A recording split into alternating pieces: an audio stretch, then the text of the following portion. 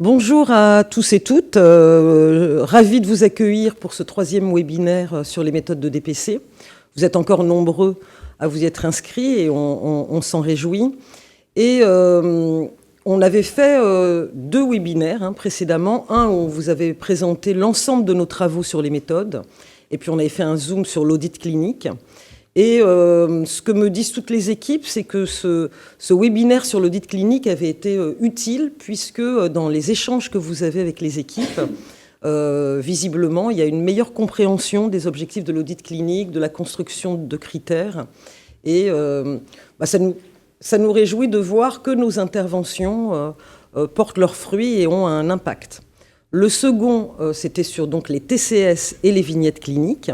Et là aussi, de nombreux ODPC désormais s'emparent des tests de concordance de script. Et à l'issue de ce webinaire, vous aviez souhaité que notre 3e intervention porte sur la simulation en santé. Et donc aujourd'hui, 3e webinaire sur la simulation en santé. Et j'ai le plaisir d'accueillir, et c'est 2 expertes de la simulation en santé que j'ai rencontrées toutes les deux, justement pour parler de simulation. Donc le professeur Christine Amirati, qui m'a accueilli, c'était en 2018, je crois, donc il y a un moment, au centre de simulation d'Amiens. Et Christine Amirati, qui était à l'origine anesthésiste-réanimateur, puis maintenant professeur en médecine d'urgence, et qui, pour le centre d'Amiens, a été lauréate d'un prix Initiative Excellence en formation innovante. Et puis le docteur Floriane Cicéron, que j'ai également rencontré quand je suis venue parler de simulation à un congrès, et Floriane Cicéron représente la Sofrasims, qui est la société francophone de simulation en santé. Et donc je les remercie toutes les deux d'être venues présenter leur expérience et leur expertise en simulation. Alors, ce webinaire va être en 2 temps. D'abord, présenter ce qu'est la simulation. Voilà. On en parle beaucoup. C'est à la fois en formation initiale, en formation continue. Tout le monde dit que c'est vraiment la méthode d'avenir en termes d'apprentissage et en termes de compétences et d'acquisition de compétences. Et donc, c'est quoi? Et puis, bien sûr, en fonction de ce qu'elles vont nous dire et de l'éclairage qu'elles vont nous apporter, on reprendra sur, dans le cadre d'une action de DPC, donc, qu'est-ce qui est attendu précisément. Et donc, sans plus attendre, Christine Amirati, la simulation en santé, c'est quoi? Merci Michel. Donc bonjour à chacun d'entre vous. La simulation. Alors déjà, la simulation, c'est une méthode pédagogique active qui est mise en place depuis très longtemps dans d'autres disciplines que la santé. On peut parler de la simulation en aviation, c'est celle qui est la plus souvent citée. En santé, ça date des siècles derniers, ça se faisait déjà aussi un peu. Et en fait, la méthode de simulation, c'est reproduire une action de soin dans un environnement qui est le plus proche du soin, simulé donc. Et cette simulation est une méthode de pédagogie active où le participant est très actif, et ceci se fait en sécurité pour l'apprenant et de fait pour le patient. Quand la simulation est devenue ce qu'elle est devenue aujourd'hui en France, le premier guide de la Haute Autorité de Santé, dans lequel avait écrit Jean-Claude Grandry, stipulait que la simulation, c'est jamais la première fois sur le malade. C'est-à-dire que c'est pour ça que c'est une sécurité pour le patient, comme je disais, et pour l'apprenant. Et donc, la simulation propose des scénarios, et on en reparlera, des scénarios qui sont très précis et qui visent des apprentissages qui sont à la fois techniques, mais qui peuvent être aussi des apprentissages relationnels et comportementaux. Voilà. Concernant la simulation, ça veut dire que ceci peut se faire avec un certain nombre d'outils que nous allons détailler. Ça peut être fait sous forme de réalité virtuelle, et on va brosser ensemble le tableau de ce que peut être une simulation, mais d'emblée, ce qu'on peut dire, c'est que la simulation, même si elle est très bien construite, ne peut pas se concevoir sans qu'il y ait un débriefing derrière, un débriefing qui soit en lien avec les objectifs pédagogiques qu'on s'est fixés dès le départ. Et pour cela, bien, il va falloir une formation, et c'est ce qu'on va, si vous en êtes d'accord, dérouler ensemble. Alors, il y a une question immédiate qui arrive. Après, évidemment, on va dérouler. Existe-t-il un référentiel validé, reconnu par la NDPC pour la mise en œuvre de la simulation? Alors, ce n'est pas à nous d'élaborer le référentiel, ni de le reconnaître, ni de le valider, mais il existe effectivement, et ce webinaire s'est appuyé sur ces référentiels. Il existe effectivement des guides, peut-être vous pouvez en dire quelques mots, y compris dans le courant de l'intervention. Oui. Il y a eu un premier guide qui a été élaboré en 2012 par le professeur Grandry et le docteur Moll et qui a été remis à jour en 2024. La dernière version date de début de cette année. Et ça a été complété aussi par d'autres référentiels, comme les référentiels d'écriture des scénarios, qui est paru en 2019, si ma mémoire est bonne. Et on a aussi un référentiel sur les patients simulés. Et on a aussi un référentiel sur gestion des risques et simulation qui a été fait, lui, en 2019. Donc, on a plusieurs référentiels. Alors, vous allez nous donner tous ces liens. Je propose, par rapport à la question et pour répondre aux organismes de DPC, qu'on puisse mettre les liens sur notre site en appui de notre fiche méthodologique. Oui, ce qui permettra à chacun, si quelqu'un veut approfondir le sujet, de s'y référer et de le lire. Peut-être dire quand même que ces guides sont soit des guides qui ont été édictés par la Haute Autorité de Santé, soit émanant de la société francophone dont vous parliez de simulation en santé pour en connaître la provenance.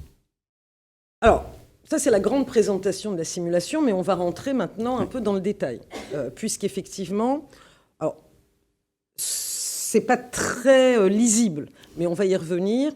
La simulation, il y a des étapes incontournables de la simulation. Ça, c'est la représentation qu'il y a justement dans le guide de la Haute Autorité de Santé. Mais on les a mises de façon plus explicite. Et Floriane Cicéron, peut-être, nous expliquer les étapes incontournables d'une séance de simulation. Les étapes incontournables, elles sont représentées donc, sur cette présentation. Donc, on va parler déjà de l'étape, on va dire la première étape, l'entrée en contact avec les apprenants, qui se passe même à l'arrivée, en fait, au moment du café, où on essaye d'installer un climat qui est sur 3 principes: bienveillance, confidentialité, tout ce qui se passe ici restera ici, et une mutualisation. Et en fait, cette phase de pré-briefing, c'est une phase quand même qui est très importante, dont il doit avoir un temps suffisamment important pour expliquer ces principes-là, et aussi familiariser les apprenants au matériel qu'ils vont utiliser, et avec ce qu'on appelle aussi le contrat de fiction, qu'on va rediscuter plus tard, mais qui est vraiment finalement un contrat entre les apprenants et les formateurs. C'est pas comme dans la vraie vie, mais on va tout faire pour que vous soyez immergés dans ces séances. Et puis, pendant une journée de formation, il va y avoir les 3 étapes d'après, le briefing, réalisation du scénario et du débriefing, qui vont venir les uns à la suite des autres en fonction des scénarios. Donc, il peut y avoir 3, 4, 5 scénarios sur une journée, c'est déjà beaucoup. Et on a déjà donc la partie du briefing où finalement on cadre le déroulement du scénario, c'est-à-dire on présente le contexte, on présente l'environnement, le facilitateur qui est la personne qui va être présente pendant la situation simulée. Après, on réalise le scénario, donc avec des différents outils qu'on va voir juste après. Et après, il y a le débriefing. Et comme l'a dit Christine, le débriefing, c'est vraiment l'étape la principale. Tout le reste, en fait, n'est que prétexte pour pouvoir débriefer. Débriefer, c'est vraiment le temps majeur, et sans ce débriefing, on ne peut pas parler de séance de simulation. Et ça, Salvodelli le disait bien, pas de débriefing, pas d'apprentissage, pas de simulation. Avec un temps important pour le débriefing. Vous arrivez à dire c'est presque la moitié de l'action qui doit être consacrée justement à ce débriefing. Tout à fait. Il y a eu plusieurs, on a essayé de regarder quel temps serait optimal, mais le seul temps qui ressort, c'est que ça doit être au moins 2 fois la durée de la séance de simulation. Et puis après, à la fin de la journée, les apprenants repartent avec ce qu'on appelle des take-home messages, c'est-à-dire les axes de progression. Donc ça, c'est important, mais surtout les acquis, parce qu'il faut aussi valider ce qui a été bien fait. Et donc ça, c'est vraiment les étapes indispensables d'une séance de simulation. Et c'est de la validation individuelle. Chacun doit repartir. Chacun repart avec ses propres take-home messages. Tout à fait. Alors, évidemment, et ça, c'est des questions qui sont arrivées d'emblée. Y a-t-il des outils ou types de technologies qu'il faudrait utiliser plutôt qu'une autre ? Alors déjà, peut-être, quelles sont les différentes technologies, quels sont les différents outils Et puis, cette question, qu'est-ce qui fait que je choisis l'une ou l'autre de ces techniques et de ces outils ? Alors, je pense qu'on va répéter un certain nombre de fois cette même phrase. Quelles techniques, quels outils, mais d'abord, pour quels objectifs ? Et donc, voilà, l'important pour le formateur, pour celui qui va préparer un programme de formation, et quand il se pose la question de savoir quels outils et quel type de simulation, c'est quelles sont les compétences visées et quels sont les objectifs d'apprentissage. Ce qui fait que, là on va les détailler, mais on va travailler ensemble pour qu'on essaye de voir justement, à quel moment on peut utiliser quoi. Et on peut le dire d'emblée, on n'est pas obligé d'avoir un matériel haute technologie pour faire un certain type de simulation, surtout atteindre certains objectifs. Alors, en ce qui concerne les outils, et pardonnez-moi de commencer en disant qu'un outil, c'est premièrement la personne. Et donc, on va commencer par l'outil entre guillemets humain. Deux types entre guillemets d'outils humains. Le premier, ce qui n'est pas écrit sur cette diapositive, c'est le cadavre, puisque finalement, c'est un outil de simulation que connaissent bien les chirurgiens. Juste pour rappeler que l'utilisation aujourd'hui de cadavres à visée pédagogique est très réglementée avec un décret qui est paru en avril 2022, oui. Et voilà, donc c'est une première solution et c'est évidemment réservé pour des pratiques pédagogiques très avancées sur des cibles très particulières et qui ne peuvent pas, et c'est d'ailleurs précisé, être autrement acquises que par un cadavre humain et pas par un simulateur autre. Deuxième type d'outil humain, eh bien, le patient simulé. Alors le patient simulé, on en a beaucoup entendu parler parce qu'actuellement les réformes des études de santé font qu'on parle de patients simulés en échos, donc dans le cadre des examens pour les professionnels de santé. Le patient simulé, il répond à certains critères que peut-être tu peux nous rappeler, Floriane.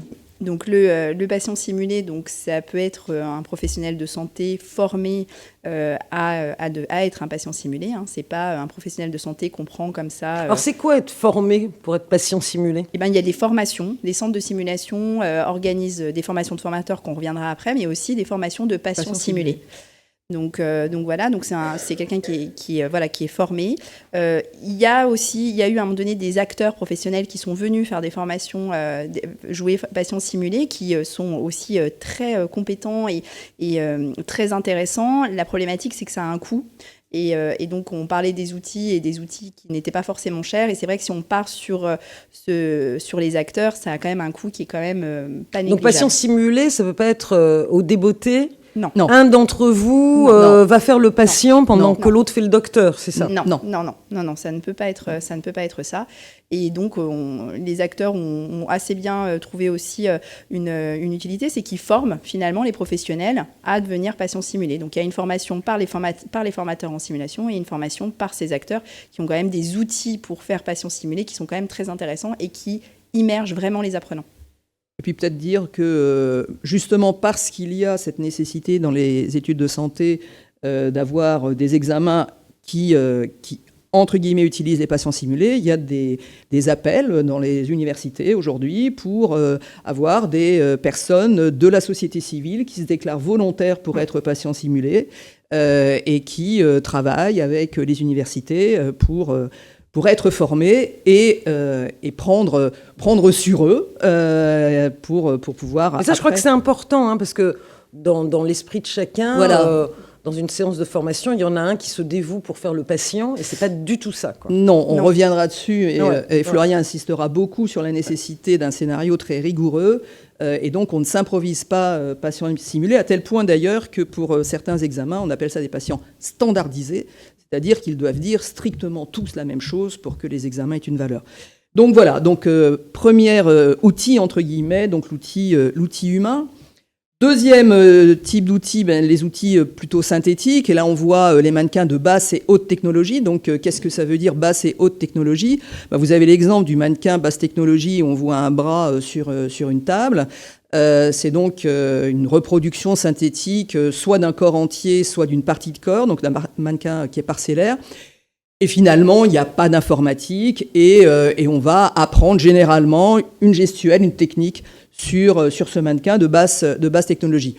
Pour exemple, la vaccination ou la pose d'une perfusion ou ce qui existe aussi, la pose d'une ponction lombaire. Enfin voilà, on est là dans de la basse technologie. Haute technologie, ce sont des mannequins qui, cette fois-ci, sont reliés à des systèmes informatiques, des logiciels informatiques, et on peut avoir les paramètres sanguins, on peut avoir des mannequins qui sont ventilés, des mannequins aujourd'hui qui pleurent, qui parlent, qui vomissent, qui peuvent avoir une trachéotomie, un sondage urinaire, un accès central, des échographies. Et donc là, on comprend bien que, d'emblée, vous posiez la question de quels outils et quel type de simulation.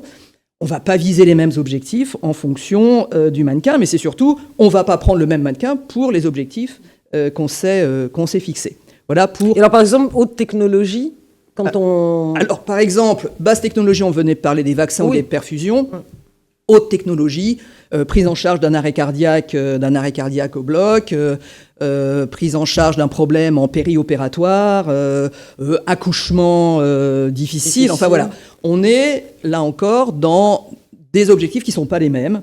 Juste pour rappeler ou pour dire que sur l'apprentissage gestuel, par exemple, et ça reviendra sur l'idée qu'a développé Floriane sur comment on fait cette séance de simulation.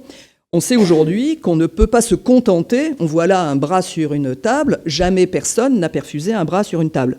Ça n'existe pas. Donc on va apprendre... Peut-être certains ne voient qu'un bras sur une table, mais ça c'est dommage. Ben justement, c'est justement tous les travaux montrent qu'il faut réintégrer le geste, y compris technique, dans une véritable action de soin. Et on arrive là à ce qu'on appelle une simulation hybride, c'est-à-dire qu'on va utiliser un patient simulé, auquel on va mettre un mannequin parcellaire, et donc en l'occurrence le bras qui sera mis à côté du patient, et quand l'élève ou quand la personne qui sera en formation va perfuser, par exemple, si je reprends le bras, le patient, eh bien, elle va le faire tout en regardant son patient, tout en prenant en compte le patient et intégrer ce geste dans une pratique de soins, ce qui veut dire que, y compris physiquement, elle va être dans une posture de travail. Et je crois que c'est extrêmement important de se dire que et c'est vraiment, j'ai envie de dire, prouvé sur le plan éducatif, pour avoir une gestuelle qui soit acquise, on ne doit pas se contenter d'un mannequin parcellaire, mais on doit bien réintégrer ce geste dans une action de soin. Et pour un geste aussi simple, il est simple, que la vaccination, eh bien, on va utiliser ce qu'il faut pour apprendre à vacciner, mais à un moment, on va mettre le coussinet sur l'épaule du patient, etc. Ensuite, on a des simulateurs qu'on appelle des simulateurs procéduraux. Alors là, ce sont des simulateurs où il y a une interface informatique qui est importante. C'est par exemple l'apprentissage de la célioscopie en chirurgie, ça peut être tel ou tel geste chirurgical. On a aujourd'hui sur le marché de la simulation des simulateurs extrêmement coûteux, mais qui sont très, pardon du terme, mais bluffants quand on le fait, parce qu'on a vraiment une reproduction en 3 dimensions. Quand on prend les pinces pour tirer sur un organe, on a sur le plan haptique, donc sur le plan de la résistance, on a vraiment une reproduction de la vraie vie, dirait Floriane. Et puis enfin, on a tout ce qui est réalité virtuelle. Donc là, on est dans le numérique.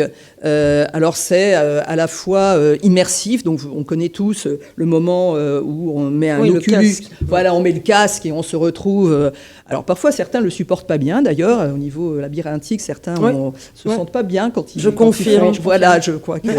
Alors je sais qu'il y a beaucoup de travaux sur le sujet pour que ça aille de mieux en mieux, mais c'est pas si évident. Mais quoi qu'il en soit, voilà, on se retrouve dans cet environnement. Aujourd'hui, on a la possibilité d'avoir un 360 et un environnement complètement virtuel dans lequel on va évoluer et dans lequel c'est essentiellement des processus et des procédures qui sont objets d'apprentissage. Et puis les serious games où là, il y a une question. Hein, c'est quoi un serious game, quoi? Enfin, parce que le mot, évidemment.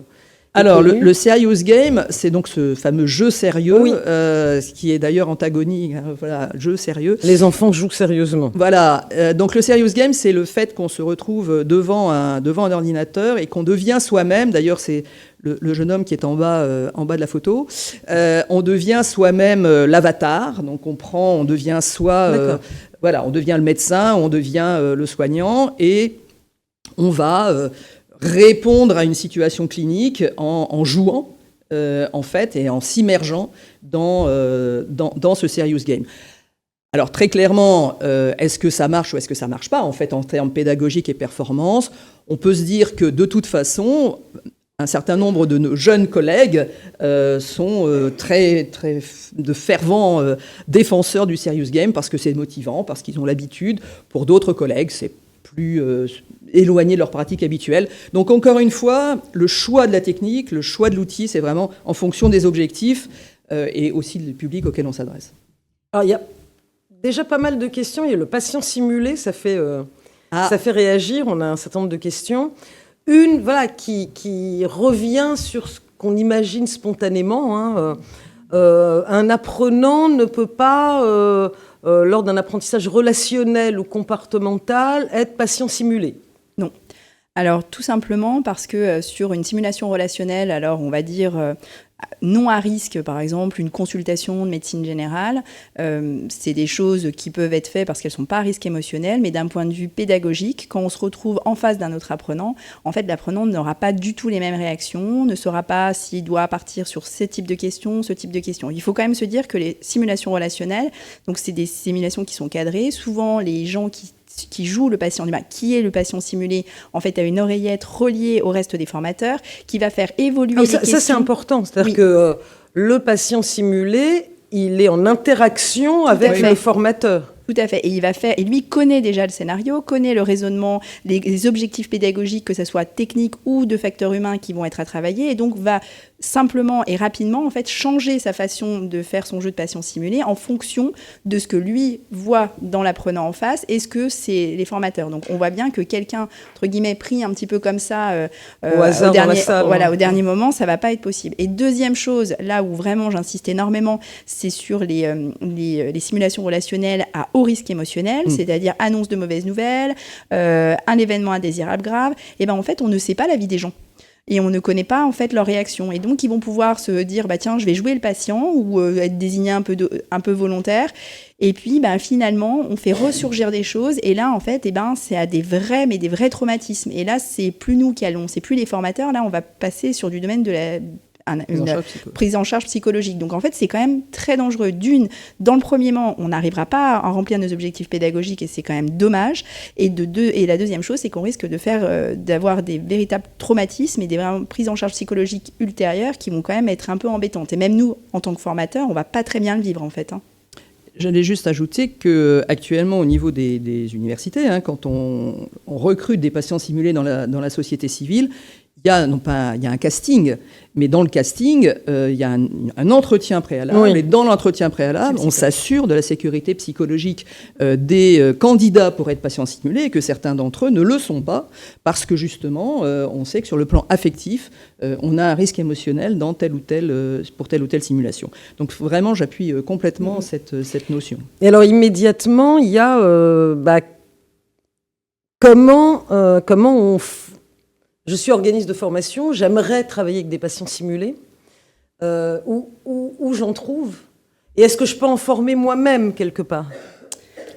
Alors, où j'en trouve? Pour moi, il y a vraiment, finalement, 3 grands viviers de patients simulés.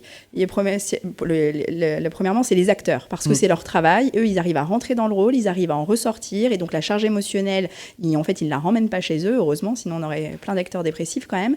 Donc ça, c'est vraiment le premier vivier, mais ça a un prix. Vraiment, ça a un prix. Après, la deuxième chose, c'est les professionnels de santé qu'on forme à devenir patients simulés. Et je trouve que moi, la double formation par un acteur ou que ça soit professionnel ou amateur, et par les formateurs en simulation, c'est assez intéressant et on arrive à faire des patients simulés qui sont vraiment ça. Donc c'est chez les professionnels de santé. Par un formateur en simulation. Voilà. Ça peut pas être un acteur. Parce que arriver à ressortir du rôle, on va dire que pour avoir fait le patient simulé où on m'annonçait, on va dire la fin de vie de mon fils toute la journée, sans avoir eu la formation d'acteur, il y a quand même un temps où on rentre chez soi, on n'est pas très bien, on n'est pas très à l'aise.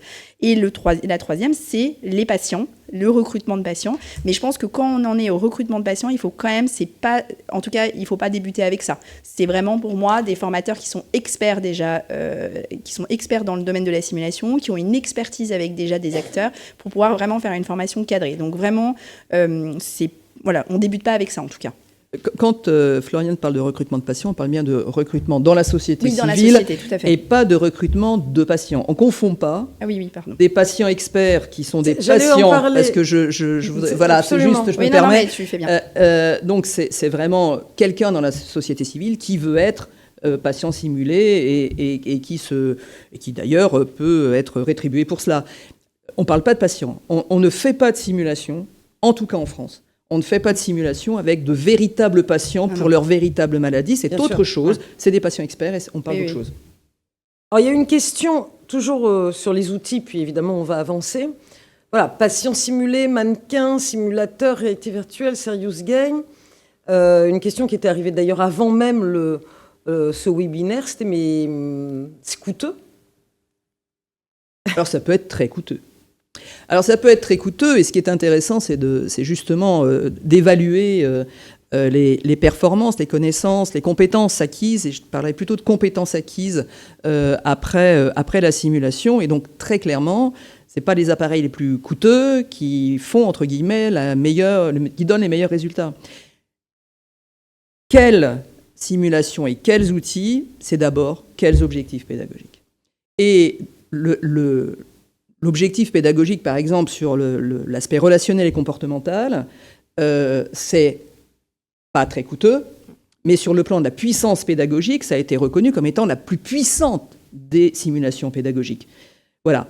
Quand on apprend, et donc encore une fois, si je dois faire une intervention et une formation pour une équipe au bloc opératoire, avec un travail d'une équipe constituée auprès d'un accident au bloc opératoire, je vais évidemment avoir besoin d'un mannequin, d'un simulateur, haute technologie, parce qu'il va falloir les paramètres, etc. Il va être intubé, ventilé, enfin. Donc, très clairement, je vais avoir besoin d'un matériel qui est coûteux. Si je dois faire une simulation qui, sur le plan pédagogique, est aussi puissante que celle-ci et qui correspond à l'annonce d'une mauvaise nouvelle, je vais avoir besoin de patients simulés et ça sera moins coûteux. Donc, il ne faut pas imaginer, et pendant longtemps, enfin, parfois ça a été le chant des sirènes industrielles quand même. Hein. Je pense qu'il faut résister. Je crois que c'est la vision que beaucoup Non, il faut résister de la simulation. Pour faire, là, actuellement, dans tous les centres de formation, infirmiers, paramédicaux, médicaux, etc., les simulations se font. Et heureusement que les simulations de très bonne qualité peuvent se faire avec des instruments et des outils qui ne sont pas coûteux.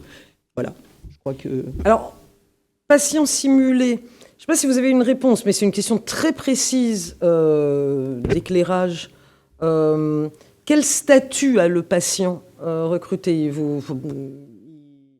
Il est vacataire, vous le rémunérez pour...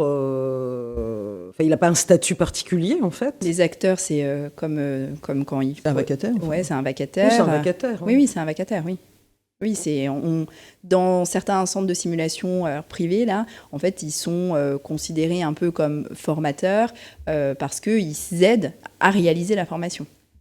Et au niveau des universités ou des établissements de santé, ils sont considérés comme vacataires. Et il y a, selon les conventions... Hein, oui, une rémunération de vacataire, en fait. C'est une rémunération de vacataire. Et en formation initiale, en général, c'est plutôt du bénévolat, sauf le moment de l'examen, où là, très clairement, ils peuvent être rémunérés pour ça. En formation continue, ils sont rémunérés comme vacataires. Dernière question, parce qu'on parle de patients simulés. On a des orientations prioritaires de type discussion éthique autour d'une problématique éthique, etc., où là, il n'y a pas de patient simulé. C'est une équipe qui discute de que fait-on. Et alors, ça, c'est possible en simulation ? Oui, c'est possible. Alors, on va prendre deux exemples. Hein, la limitation thérapeutique dans un service. Donc, où là, finalement, chacun va jouer son rôle, son propre rôle, comme dans la vraie vie. Et on va discuter de ce cas-là. Le formateur, lui, va se mettre un petit peu en arrière. Il va pouvoir regarder les échanges, tout ça. Il va débriefer après cette Mais il y a toujours un scénario, là. Il y a toujours un scénario. Et il y a toujours un facilitateur. En tout cas, quand on le peut, c'est très bien qu'il y ait un facilitateur qui, lui aussi, va jouer un rôle défini dans le scénario et va pouvoir guider la discussion en fonction des objectifs pédagogiques qu'on a mis en place. Donc ça, c'est pour le cas d'une imitation thérapeutique. Et pour une RMM simulée, on peut très bien filmer ou décrire un événement indésirable et on va pouvoir simuler la RMM, et toujours pareil avec un facilitateur qui va guider en fait la discussion, et il va avoir une période de débriefing, comme on a pu le décrire, où on va analyser ce qui s'est passé. Mais avec un rôle qui est donné à Chacun a son propre rôle. Chacun a son propre rôle. On ne peut pas demander, par exemple, à un médecin de faire l'aide-soignant dans une RMM simulée, parce que ça n'a pas d'intérêt pédagogique. Ni dans une simulation, d'ailleurs. Et de fait, ces patients simulés, on pourrait faire / participants simulés, puisqu'on appelle ce type d'exercice participants simulés. Alors, bon, on les voit, ces différents types. Oui, c'est ce qu'on disait. La simulation humaine, on en a parlé. La simulation synthétique, on en a parlé. Hybride, c'est bien l'idée qu'on a un mannequin parcellaire, et là, on voit une dame en train d'accoucher avec un bassin qui est évidemment pas le sien, et donc la prise en charge de la mère et de l'enfant. Et puis le numérique, avec ce qu'on a dit, c'est-à-dire du serious game à cet environnement très immersif, et qui actuellement est en plein développement au niveau international. Alors, on parle depuis le début du scénario.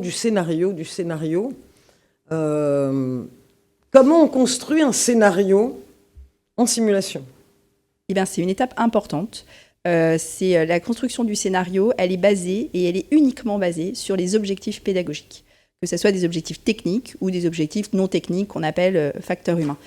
Il doit être préparé, il est écrit selon une méthodologie, et on a pour nous aider des guides qui ont été écrits par la Sophracim sur comment en fait écrire un ces scénarios. Ça existe aussi. Que ça soit un scénario finalement avec un outil de haute fidélité comme un mannequin haute fidélité, ou que ça soit des scénarios relationnels. On a vraiment les deux trames de scénarios qui sont disponibles sur le site de la Sophracim. Ça ne peut pas être improvisé. On ne peut pas arriver un matin et ne pas savoir comment va se dérouler la journée, comment va se dérouler les scénarios. Ce n'est pas possible, parce qu'en fait, l'improvisation égale on enlève la bienveillance, et la pédagogie est moins efficace, voire inefficace. Et en plus, on risque de faire des véritables, on va dire, refus à revenir en simulation, parce que quand les apprenants sentent que c'est improvisé, en fait, ils ne vont pas dedans, on n'arrive pas à faire les objectifs pédagogiques, c'est des débriefings difficiles, et on se met en difficulté, nous, ainsi que nos apprenants. Il n'est pas improvisé, mais il doit être adapté. Parce qu'en fonction de comment vont réagir les apprenants pendant le scénario, on va pouvoir se retrouver dans des situations où finalement notre objectif qu'on avait mis en premier ne va pas venir, mais on va avoir un objectif qui va arriver, qui va sortir un peu du chapeau, et on ne va pas pouvoir ne pas le débriefer. Donc il va falloir qu'on ait une préparation, mais aussi une adaptation. Et donc ça va aller aussi avec le fait qu'on ne peut pas s'improviser formateur en simulation.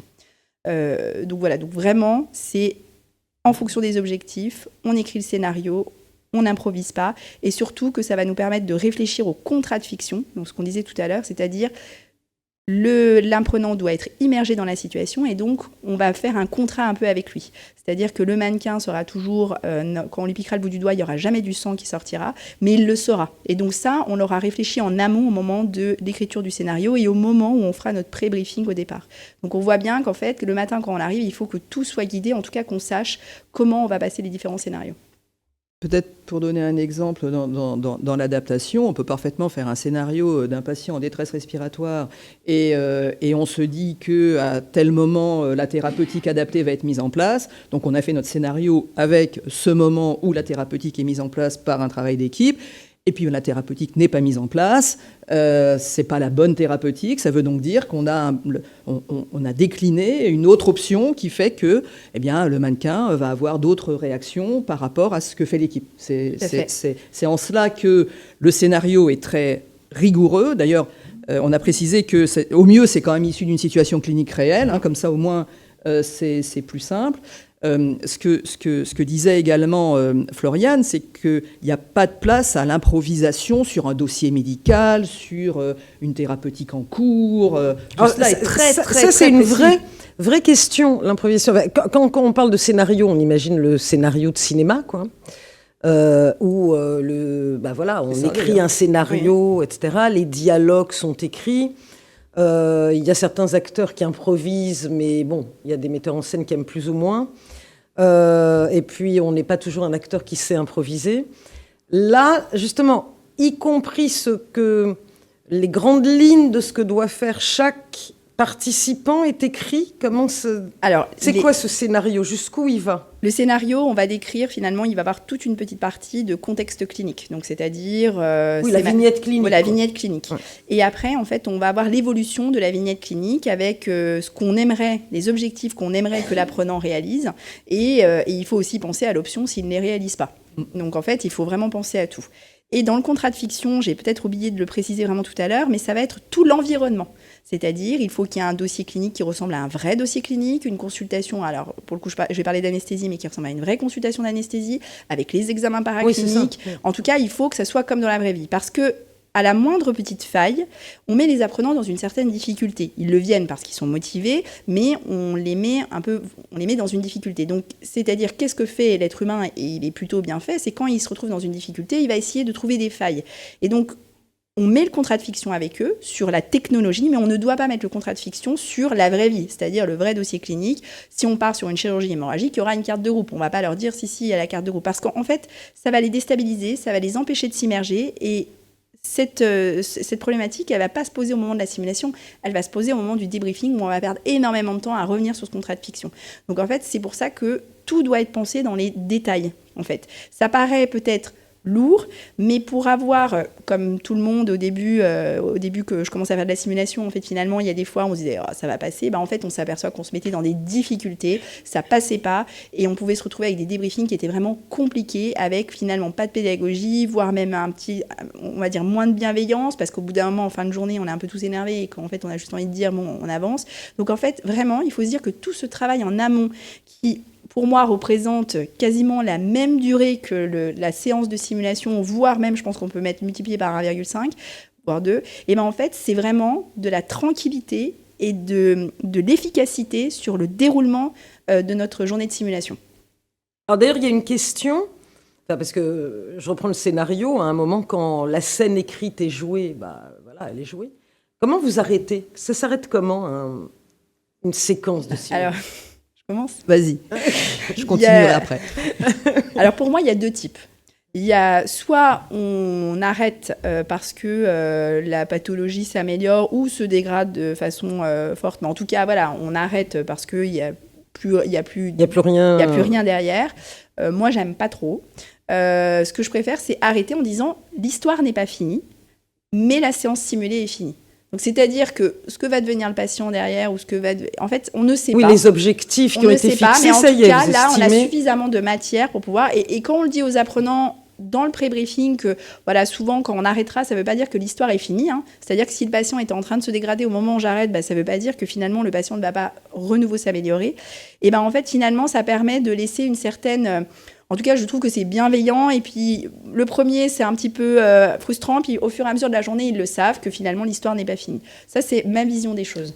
Oui, sachant qu'on peut, donc tout à fait d'accord, on peut aussi, lors du pré-briefing, dire, bien, à partir du moment où le médecin rentre dans la salle, la simulation s'arrête. C'est-à-dire qu'on peut aussi se dire que c'est comme ça que la simulation s'arrête, mais il faut, comme le disait Floriane, que les apprenants le sachent. Et ça fait partie, justement, de ce contrat extrêmement important qu'on établit avec eux. Et comme vous l'avez compris, ce qui va se faire, ce qui va se jouer, c'est justement pas une pièce de théâtre. Parce que la pièce de théâtre, les dialogues sont écrits, on joue. Là, on travaille, on est dans son propre rôle de professionnel de santé, on fait son métier pour prendre en charge une situation qui est simulée. Mais mon action à moi n'est pas simulée. C'est une véritable action professionnelle. Et pour que je sois au maximum de mes performances et que j'apprenne, parce que je suis quand même là aussi pour apprendre, je ne dois pas avoir à imaginer, encombrer mon esprit et ma mémoire de travail de choses. On dirait que vous auriez la carte de groupe. On dirait qu'on serait, comme on disait quand on était plus petit, on dirait que... Non, on dirait rien du tout. Tout est prévu, tout est vraiment sur table. Et dans un espace qui est un espace qui doit être sécurisant. Parce que, il faut quand même dire que c'est pas si simple quand même d'être participant en situation simulée, d'autant plus en formation continue, parce qu'on a tous une fonction, et que là, on se met un peu, pardon de le dire comme ça, mais à nu avec d'autres. Oui, en danger potentiellement. Or, il faut tout de suite dire que ce qu'on va évaluer là, c'est pas l'homme ou la femme, c'est bien un processus, une situation, une simulation. Rester très objectif sur la façon et très bienveillant sur la façon de de travailler sur ce sujet. Voilà. Alors, il y a des questions, vous voyez, parce qu'on l'a écrit, vous le dites, ce n'est pas un jeu de rôle, mais la question, elle revient. Mais alors, le jeu de rôle dans tout ça, c'est de la simu, c'est pas de la simu, comme... Le jeu de rôle, au départ, le jeu de rôle était fait par des psychiatres à visée thérapeutique. Donc non, le jeu de rôle, ça veut dire que je joue un rôle. Là, je joue pas un rôle, je suis, moi, dans mon métier. Si je suis médecin, si on me demande de jouer le rôle de l'aide-soignante, là, on est dans le jeu de rôle. Alors après, il faut voir ce que ça peut apporter sur le plan pédagogique, c'est une autre affaire. Mais c'est pas de la simulation. C'est pas ce dont on parle aujourd'hui, en tout cas. Là, on est vraiment en train de parler de la simulation comme outil d'apprentissage, donc comme outil d'amélioration de compétences. On n'est pas en train de parler d'autre chose. Et puis, on a écrit, vous alliez y revenir, que tous les apprenants doivent être actifs, pas seulement observateurs. Il y a des questions très concrètes. Voilà, j'ai un groupe de 15, je fais comment ? Eh bien, en fait, la réponse est plutôt simple, c'est-à-dire que vous avez vos objectifs pédagogiques qui doivent être faits en fonction du type d'apprenant, du nombre d'apprenants et de vos objectifs que vous avez dessinés en début de journée. Donc, si vous avez un groupe de 15, ce qui nous arrive assez fréquemment, on fait 4 scénarios, 4 à 5 scénarios, ils peuvent passer 3 par 3, ou 3 scénarios, ils peuvent passer 5 par 5, mais ça veut dire que nos objectifs pédagogiques étaient adaptés au nombre d'apprenants. Et donc, en fait, on ne peut pas dire j'ouvre une formation et on verra les objectifs pédagogiques après. Et on verra le nombre de personnes qui s'inscrivent. Voilà, non. C'est-à-dire qu'on a des objectifs pédagogiques, on sait qu'ils doivent passer, par exemple, 3 par 3 sur chaque scénario. Bah, si on a 5 scénarios, 3 fois 5, 15. Et on ne va pas en prendre 20. Parce que sinon, ça n'a plus d'impact. Parce qu'en fait, dans la vraie vie, ils sont, par exemple, un médecin, un infirmier, un aide-soignant. Et puis là, parce qu'on en a 20, allez, on va mettre un deuxième aide-soignant. Sauf qu'en fait, ils vont dire, oui, non, mais là, c'était plutôt simple. Parce qu'en fait, je me suis retournée, j'avais une autre de mes collègues. Mais dans la vraie vie, en fait, j'ai pas la deuxième aide-soignant. Donc, c'est-à-dire que le transfert qu'ils vont faire dans leur vraie pratique professionnelle sera quasi nul. Donc, en fait, d'abord, on évalue les objectifs. On évalue l'objectif de notre formation. On construit nos scénarios. Et après, on définit le nombre d'apprenants. Peut-être sur le sujet des observateurs et des acteurs. Il y a eu un certain nombre de travaux qui sont parus et qui montrent quand même l'intérêt de cibler l'observation des observateurs sur les mises en situation. C'est-à-dire que, ça c'est très ancien, voilà, c'est très ancien sur le plan pédagogique où on apprend mieux quand on a une attention qui est ciblée sur quelque chose. Et il y a eu des travaux qui ont montré que quand on avait des observateurs qui savaient ce sur quoi ce qu'ils devaient observer versus tout, on avait des performances qui étaient nettement meilleures chez les observateurs qui avaient ciblé. Ce qui veut dire qu'on peut très bien avoir des grilles d'observation pour les observateurs, ce qui permet d'ailleurs, après on va en parler, mais d'enrichir le débriefing, etc. Alors il y a une question, vous avez parlé de contrat de fiction, je la trouve intéressante cette question qui est arrivée. Est-ce que ce contrat de fiction, c'est différent selon qu'il y a des gens qui arrivent dans un centre de simulation ou à partir du moment où vous êtes in situ dans leur environnement de travail? Alors, le contrat de fiction sera fait dans les deux cas. Dans le centre de simulation, le contrat de fiction sera sur le matériel, donc le mannequin, l'outil de simulation, et sera fait aussi sur le matériel. C'est par exemple, je prends l'exemple de l'anesthésie parce que c'est un exemple que je connais bien et qui est quand même assez, qui reflète assez la réalité. Les respirateurs, on en a je ne sais pas combien de marques, je ne sais pas combien de modèles. Bon, la chance que j'ai d'avoir le même respirateur que l'équipe qui vient dans le centre de simulation, en fait, elle est quand même très très faible. Donc là, on va leur montrer, mais on va dire que ce ne sera pas un respirateur des années 40, ce sera un respirateur quand même plutôt moderne. Donc on va avoir sur l'outil de simulation et aussi sur l'environnement. Et donc c'est pour ça que le pré-briefing, c'est un vrai temps où les gens vont ouvrir les tiroirs, vont manipuler le matériel qu'ils ont l'habitude d'avoir dans leur bloc opératoire, mais c'est pas la même marque, c'est pas les mêmes modèles, de façon à s'approprier un peu les choses. Et le facilitateur, qui est une personne qui est pendant le scénario, lui va pouvoir les aider. Par exemple, s'il ne trouve pas un médicament, dire, mais par exemple, l'adrénaline est dans le premier tiroir. Pour pas que ça soit ça qui bloque, parce que dans la vraie vie, ils connaîtront bien normalement, ils doivent connaître bien leur matériel. Et la simulation in situ, là, le contrat de fiction va se faire sur l'outil de simulation sur peut-être des procédures. Par exemple, si on fait une séance de simulation dans un bloc opératoire qui est en activité, on va peut-être pas appuyer sur le bouton rouge qui alarme tous les blocs pour dire arrêt cardiaque.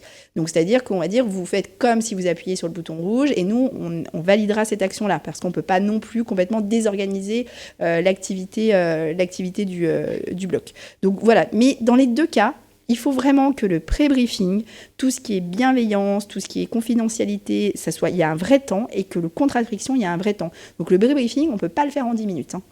Alors il y a des questions également intéressantes, alors qui viennent d'organismes plutôt centrés sur les kinés, mais d'autres, etc., qui est, depuis tout à l'heure, quand on discute, on a l'impression, on parle beaucoup et on donne beaucoup d'exemples de simulation d'équipe. Et quid quand c'est les gens ils passent un à un. J'ai une question. Hein. En kiné, il semble difficile de faire passer un groupe de kinés parce que le kiné il intervient individuellement auprès du patient. C'est quoi la différence dans un scénario où en fait c'est un par un? Alors, j'ai envie d'aller plus loin. Est-ce que il y a un intérêt à aller sur la simulation? Comment on l'organise? Comment on construit un scénario autour de ça? Alors, par exemple, la vaccination, hein, c'était aussi un exemple. Hein. On va parler des kinés qui font beaucoup d'ailleurs de simulation dans leur formation initiale, puisqu'alors ils ont l'habitude d'apprendre cette gestuelle technique dans leur formation initiale. La question, est-ce que le kiné va passer tout seul en simulation? La réponse est oui, dès l'instant où il est tout seul avec son patient. Mais alors les situations de simulation pour le kiné, moi, je vois d'emblée, et qui peut être en équipe d'ailleurs, hein, un kiné qui intervient dans un service avec un clapping, avec un patient qui a des difficultés respiratoires, il fait partie d'un parcours de soins qui lui-même est là, il va pouvoir soit agir lui-même pour tel ou tel sujet, je ne suis pas kiné, donc je ne voudrais surtout pas dire de bêtises, que personne ne m'en veuille, donc il va pouvoir agir tout seul sur telle ou telle situation. Par contre, dès l'instant où on est dans un parcours de soins, où il y a le kiné, mais va arriver l'infirmière, etc., on arrive là à non seulement des gestes techniques, mais aussi d'une communication interprofessionnelle qui fait que on peut être plusieurs, non pas plusieurs kinés, mais on peut être plusieurs pour travailler ce qui est communication. On rappelle quand même que la communication et la difficulté de communication, c'est la première cause d'erreur. Donc, mais sur le geste technique, on peut imaginer une simulation et chacun y passe. Absolument. Tout à fait. Il peut avoir plusieurs. Ça se passe aussi pour les étudiants en médecine sur certains gestes, où finalement on a plusieurs stations dans une même pièce. Un formateur. Ah oui, plusieurs stations dans une même pièce, par exemple. Voilà. Tout à fait. Ce que disait tout à l'heure Christine, c'est que ce qui est quand même vraiment très intéressant, c'est d'avoir en effet le simulateur procédural pour apprendre le geste, mais rapidement mettre ce simulateur sur de l'hybride pour avoir aussi le patient. Parce qu'en fait, si c'est très bien faire le geste, mais qu'il n'y a pas de communication avec le patient, que vraiment c'est robotique, il y aura quand même une perte, une perte de potentiel pédagogique que peut offrir la simulation.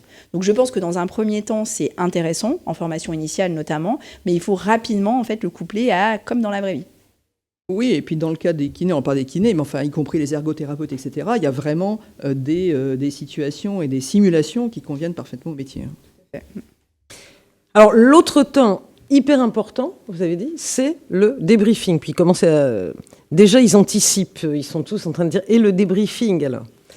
Alors, pourquoi c'est tellement important le débriefing et comment ça se conduit, un débriefing ? Le débriefing, c'est important parce qu'on a plus que prouvé dans la littérature que pas de débriefing, pas d'apprentissage.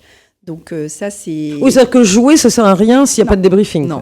C'est-à-dire qu'on va faire sa propre analyse tout seul dans la tête, mais finalement, le cerveau humain est plutôt fait pour qu'on se donne raison. Donc en fait, finalement, l'analyse va être « oh, c'était pas si mal ». Et donc, mais finalement, on ne va pas aller chercher, on ne va pas aller gratter. Et vraiment, le débriefing, c'est comme une enquête. On va mener l'enquête de comment les processus d'analyse que j'ai mis en place, les processus d'action que j'ai mis en place pour arriver à faire telle action. Pourquoi j'ai fait telle action ? Il y a vraiment eu tout un raisonnement dans ma tête qui est conscient ou inconscient.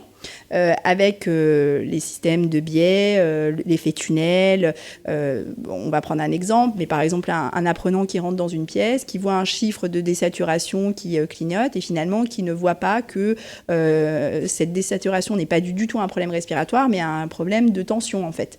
Et donc, et quand on lui dit est-ce que tu as vu que la tension était basse, et ben il le dit non. Et en fait, c'est un effet tunnel. Et donc, c'est par la simulation, au moment du débriefing, au moment où on va rechercher toutes ces choses-là avec lui, qu'on va pouvoir en fait finalement résoudre l'enquête de pourquoi les actions ont été menées comme ça. Y compris quand il a tout vu. C'est-à-dire que c'est important d'analyser comment il a analysé le contexte, la situation. Et donc, le formateur, il n'est pas là pour dire c'est bien, c'est pas bien. Oui. Non, il est vraiment là pour faciliter cette réflexion, faciliter cette mise en place d'enquête. C'est pas, en gros, je joue, c'est bon, le patient est sauvé ou pas. Non. Et c'est pas le professeur ou le formateur ayant statut de professeur de je te valide ou je te valide pas. Non, c'est des choses ont été faites.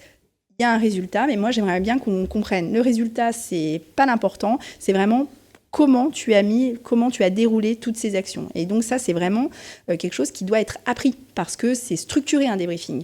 Il y a 4 phases. Il y a une phase émotionnelle parce qu'avant d'aller chercher les analyses, il faut quand même faire redescendre la pression parce que comme on a dit tout à l'heure, si le contrat de fiction est bien fait, les gens sont complètement immergés. Et on a même du mal parfois à les faire sortir de la simulation.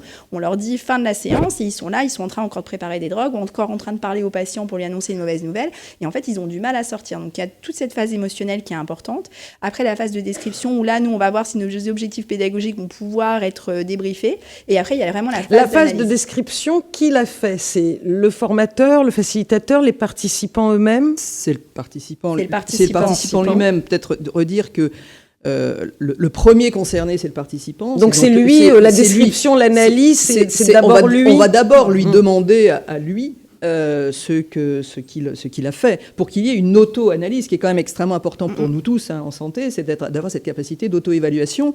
Et parfois, on est tellement dans l'action que c'est difficile de se souvenir d'un geste ou autre, et c'est là d'ailleurs que la vidéo peut avoir un intérêt, pour qu'on puisse, ça s'appelle une auto-confrontation, une auto-évaluation, où là, on voit ce qu'on a fait, et on se dit, ah, donc c'est comme ça que j'ai fait. Parce qu'on ne s'en souvient pas forcément, mais c'est vraiment le participant qui est le premier concerné.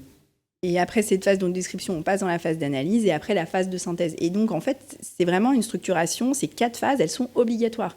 Et ça, elles ne peuvent pas être apprises sur le tas. Il faut vraiment qu'on soit formé, même épaulé, même, je trouve, coaché au départ. C'est-à-dire que des formateurs experts viennent, du moins, en tout cas, nous, c'est comme ça qu'on fonctionnait, viennent avec des formateurs plus novices pour justement les guider et surtout éviter les pièges. Et donc, il y a plein de méthodes. Il y a de types on va dire, de formats de débriefing. Il y a les 4 structures qui sont toujours présentes. Et après, il y a différentes méthodes pour le questionnement. L'exemple, c'est la méthode Pearl, par exemple, que moi, j'utilise. Et finalement, c'est comme le scénario. Ça doit être préparé, mais on doit improviser. C'est-à-dire qu'en fonction de ce qui se passe, de ce qui s'est passé et de ce qui se passe pendant le débriefing, en fait, on va changer, on va mener notre débriefing d'une façon complètement différente. Donc, en fait, il y a vraiment une préparation et une adaptation. Et donc, c'est pour ça que c'est vraiment une méthode pédagogique qui ne peut pas être faite comme ça au pied levé. J'insisterai aussi peut-être, si tu permets, pour dire l'importance de la dynamique de groupe dans le débriefing. Le débriefeur, c'est quelqu'un qui maîtrise le sujet, mais c'est quelqu'un qui maîtrise aussi la dynamique de groupe et qui maîtrise le questionnement pour aller chercher ce raisonnement. On peut être rassuré par une action merveilleusement menée, mais qui en fait est basée sur des connaissances qui sont erronées et qui ne seraient pas transposables dans une autre situation. Et donc, ce que disait vraiment Floriane, c'est ça s'apprend.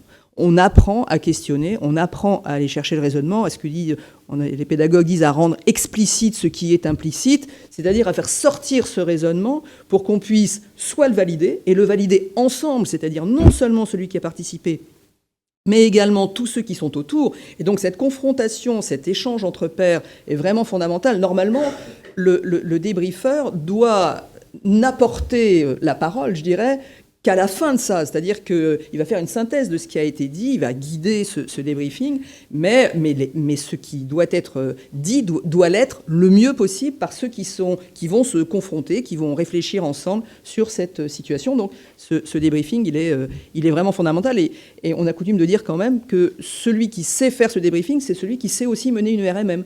C'est-à-dire qu'on est en train, là, de chercher la situation. On n'est pas en train de juger, d'évaluer un homme, une femme. On est en train d'être sur un processus, sur une action, et d'essayer ensemble de détricoter ce qui Sachant a fait... que bien souvent, mais on fera peut-être un webinaire là-dessus, est-ce que tous ceux qui animent des RMM sont formés à l'animation d'une RMM? C'est un sujet. Mais Voilà. Enfin, donc tout cela se fait avec confiance, bienveillance, d'où l'intérêt, et d'où l'intérêt de dire tout de suite que ce qui va se passer là reste là. Et on insiste vraiment beaucoup là-dessus, et surtout en formation continue. Voilà, on est tous des professionnels, et si on se met dans des situations de simulation, on peut tous à un moment faire l'erreur. J'allais dire aussi, réhabiliter l'erreur comme outil d'apprentissage, bien sûr, mais réhabiliter aussi les choses justes. On a toujours tendance à montrer ce qui n'a pas été en oubliant ce qui a été. Or, c'est super important de pouvoir se dire que telle chose a été justement faite, mais dès l'instant où on sait qu'est-ce qui fait qu'elle a été juste, et ce n'était pas simplement un hasard. Alors, il y a des questions très précises là-dessus. Je la lis. Justement, dans le cadre, s'il y a eu une simulation avec caméra, retransmission, on y arrivera tout à l'heure. Est-ce que les phases du débriefing sont menées entre le participant, le formateur et ou le facilitateur seulement, ou est-ce que le reste du groupe, à ce moment-là, intervient dans ce débriefing? Le débriefing va être centré sur l'acteur, ça c'est sûr. Mais oui, lui doit d'abord dire comment il a vécu la situation. Voilà, et on doit le sécuriser pour qu'il puisse s'exprimer avec confiance. Et le groupe va être aussi guidé pour apporter des éléments pour résoudre l'enquête. Moi, j'aime vraiment cette histoire d'enquête parce que quand on met tout le monde dans ce bain-là, ça amène une certaine bienveillance naturellement. Et donc, en fait, ils vont aider. Ils ne vont pas juger, ils vont aider. Et donc en fait, non, ils vont pouvoir complètement interagir. Et c'est même là, en fait, le bénéfice du groupe, en fait, et qui est même très pertinent, parce que parfois, nous, en tant que formateurs, on a envie que ça... Mais en fait, si ça vient de nous, ça aura moins d'impact que si ça vient de quelqu'un du groupe d'apprenants.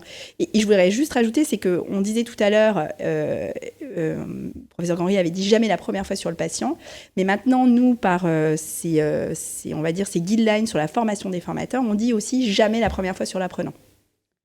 Parce que vraiment, il faut vraiment quand même en être conscient que c'est une méthode pédagogique qui est efficace, performante, mais c'est une méthode pédagogique qui peut être dangereuse si elle n'est pas structurée, si les gens n'ont pas été formés. Et on peut avoir, et on en a, des étudiants qui ont été traumatisés par la simulation, qui quand ils arrivent en exercice, donc là, à ce moment-là, en formation continue, ne veulent pas du tout venir parce qu'en fait, ils ont une image de on m'a jugé, on s'est moqué. Et donc ça, c'est vraiment très important, c'est que les formateurs qui vont mettre en place ces formations en aient vraiment conscience.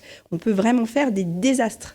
Et aussi, surtout, peut-être répéter des traumatismes qu'ils ont eus dans la vraie vie.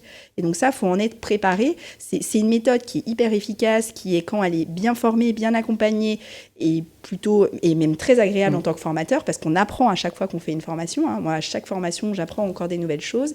Mais il faut quand même que les choses soient vraiment structurées. Et ça, c'est vraiment, vraiment, vraiment important. Oui, donc n'importe qui ne peut pas être formateur. Non. Vraiment, on y reviendra. Non, ça, c'est clair. Qu'il soit formé. Alors, on l'avait anticipé, mais vous imaginez que les questions arrivent.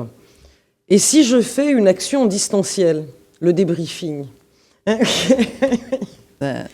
Même en distanciel, on n'échappe pas au débriefing. Il faut se donner et il les ne peut moyens. pas se faire par ordinateur. Et ça ne peut pas se faire. Non, ce n'est pas un serious game. Non. Il y a la question après. Non. Comment donc, ça se passe dans le cas d'un serious game? Très clairement, c'est pour tout à l'heure, la question. Y compris, et donc les recommandations de la HAS là-dessus sont très très claires aussi. Le débriefing, c'est le temps pédagogique essentiel. Donc il y a une classe virtuelle obligatoire, limite, par exemple. Un jeu vidéo et ça suffit, quoi. Ouais. Donc non, il va falloir faire une classe. Effectivement, il va falloir avoir un temps d'échange. Il va falloir effectivement une classe virtuelle. Il va falloir faire finalement la même chose. D'échange, 1 à 1. Il va falloir exactement faire la même chose. Comme il l'a fait tout seul, c'est 1 à 1, là. Ça peut être 1 à 1, ou moi j'ai déjà vu ça et j'ai déjà participé à des débriefings où finalement on débriefe le groupe d'apprenants. Voilà. Mais en tout cas, pareil, c'est pas un type de débriefing qu'on fait la première fois, c'est pas notre premier débriefing. C'est-à-dire qu'il faut vraiment avoir eu l'habitude de faire des débriefings entre guillemets plus standards. Encore en distanciel avec un groupe d'apprenants. Ah oui, pour moi c'est des débriefings qui sont difficiles. Difficile parce que enfin, quand on a l'habitude de faire des débriefings, il y a ce que les gens disent et il y a ce que les gens montrent. Je veux dire que la posture physique, c'est quelque chose qui est extrêmement important. On y est très sensible dès l'instant où on débriefe. Là, on comprend bien qu'à distance, on n'a pas cette posture-là. Donc, c'est bien plus compliqué. Pour insister juste sur ce point-là, c'est par exemple quand on co-débriefe avec 2 débriefeurs, on ne se met jamais côte à côte. On est toujours l'un face à l'autre pour que justement on ait la vision sur tous les apprenants et qu'on puisse communiquer par, entre guillemets, par du langage non verbal sur un apprenant qui va peut-être se renfermer ou peut-être mettre sa posture en arrière, souffler. Et en fait, ça, c'est des indices pour nous pour pouvoir renchérir sur les questions d'après. Donc en fait, on voit bien qu'en distanciel, c'est plus compliqué et donc il faut quand même avoir de l'expérience. Alors, on a une question très, très précise. Je ne sais pas si déjà des choses sont lancées, mais vous avez commencé à l'anticiper. Et un débriefing dans le cadre Serious Game, c'est quoi ?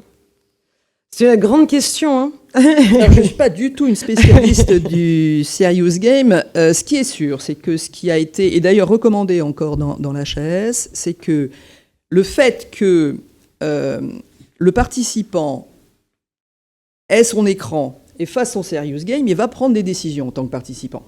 Voilà, il va jouer, il va prendre des décisions avec ce serious game. J'insiste un petit peu sur les limites quand même du serious game. Et donc là encore, on a des objectifs bien précis qui sont d'ailleurs souvent des objectifs d'apprentissage de processus. Il a pris un certain nombre de décisions dans serious game. Alors évidemment, quand la décision est mauvaise, parfois game over, play again, c'est-à-dire que le serious game montre que on s'est trompé.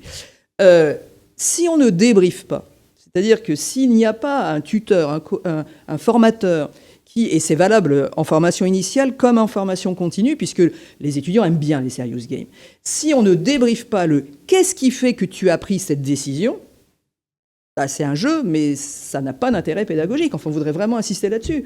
Ce qui est important, c'est de travailler le raisonnement, tout le temps. Sinon, on a l'impression qu'on a un raisonnement en silo, ce qui n'est pas le cas. On a des réseaux cognitifs au niveau cérébral qui font qu'on a vraiment des raisonnements, et c'est ça qui est important, c'est de les mettre à jour pour qu'on puisse valider des connaissances justes et revenir sur des connaissances erronées. Et on sait en plus, en santé, que quand les connaissances sont erronées, malheureusement, elles sont très ancrées. Ce qui fait qu'en formation continue, on a parfois des connaissances erronées qui sont très anciennes. Donc, si derrière, on ne peut pas débriefer avec le participant, et 2, utiliser les pairs, parce que pour déconstruire des connaissances ancrées, l'utilisation des pairs est nettement plus intéressante que l'utilisation par le formateur, parce qu'on a ce lien formé-formateur qui est toujours un peu compliqué. Ça ne sert pas à grand-chose. Donc très clairement, un serious game sans débriefing derrière, sur le plan pédagogique, on ne peut pas dire que ce soit d'un gros apport. Alors, il y a une question importante qui permet de repréciser ce qu'on peut faire en simulation, j'ai l'impression. C'est un organisme qui demande... mais je pensais que l'apprentissage des gestes techniques, c'était forcément en présentiel. Donc, il est dérouté par le distanciel. Ce qui aurait laissé penser, et là, je voudrais qu'en fait, la simulation, c'est uniquement des gestes techniques. Peut-être parce qu'on a pris... Mais on peut imaginer en distanciel...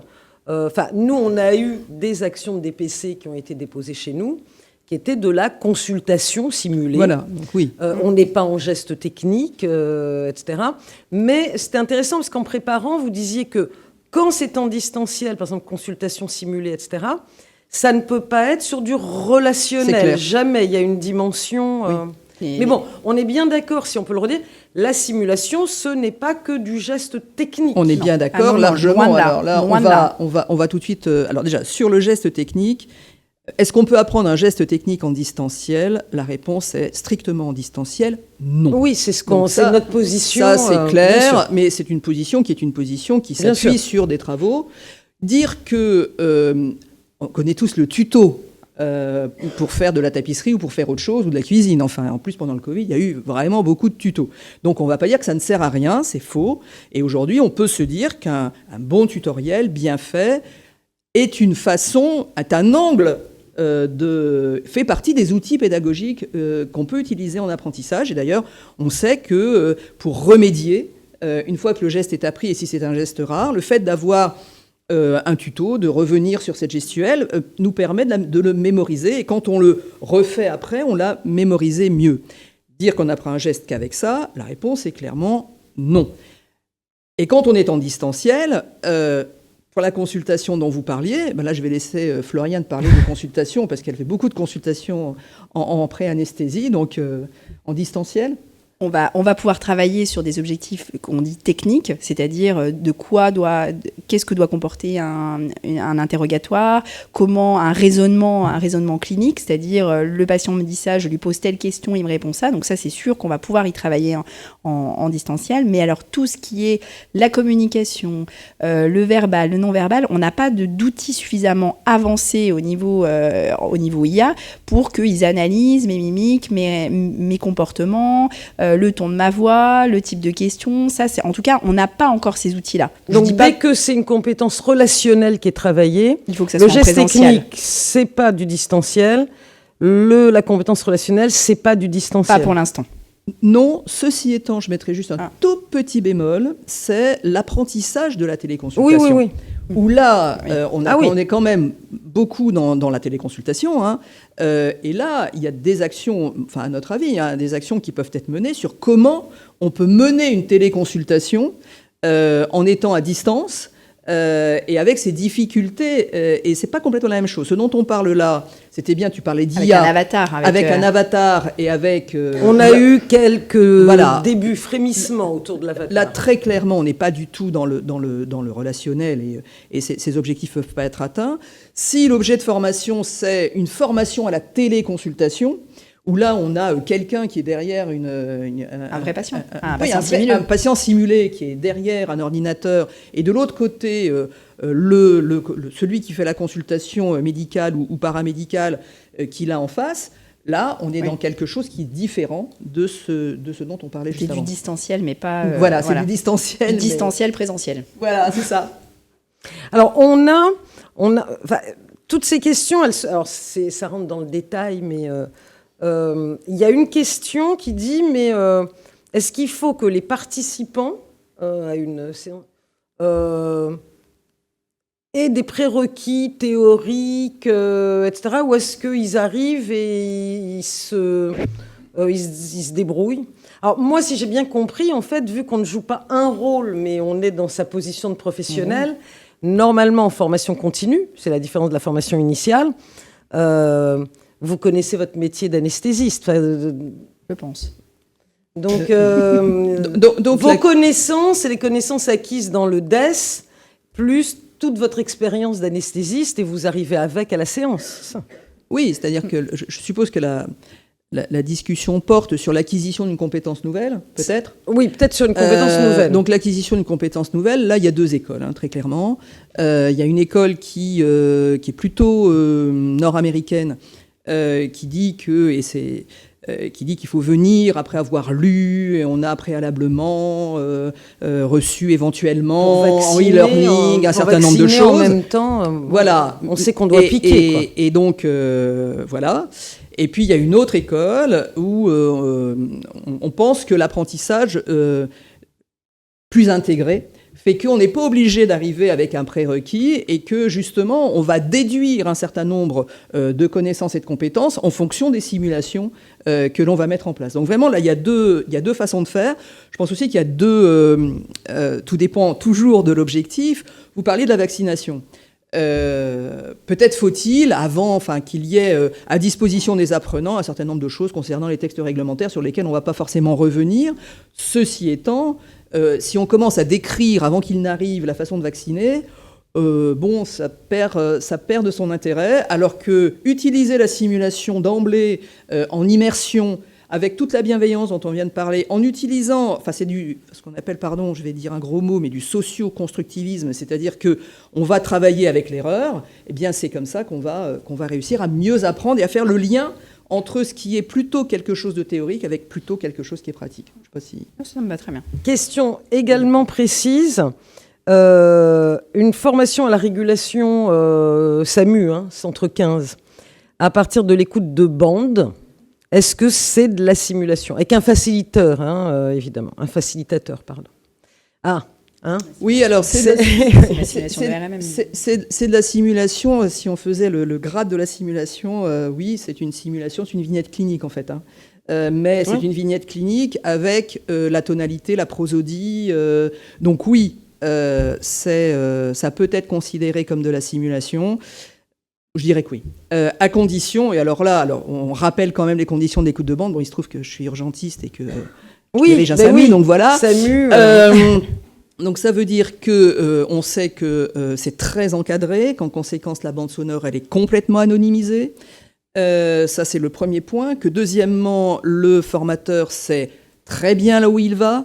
À quel moment... il y a une sélection des bandes, des situations cliniques. Absolument, et que ça change rien sur la façon de faire, c'est-à-dire qu'il y a toujours le pré-briefing, le briefing et cette mise en situation simulée, et avec des objectifs qui sont très précis et qui font qu'après, alors là en plus sur le plan émotionnel ça peut être très, très fort, hein, puisque soit c'est une bande réelle, soit c'est des acteurs, mais si c'est une bande réelle ça peut être Oui d'ailleurs c'est des bandes réelles ou c'est des acteurs? Si c'est une bande réelle, c'est ce que je viens de vous dire, c'est écrit d'ailleurs par l'HAS sur l'utilisation des bandes sonores sur le plan pédagogique.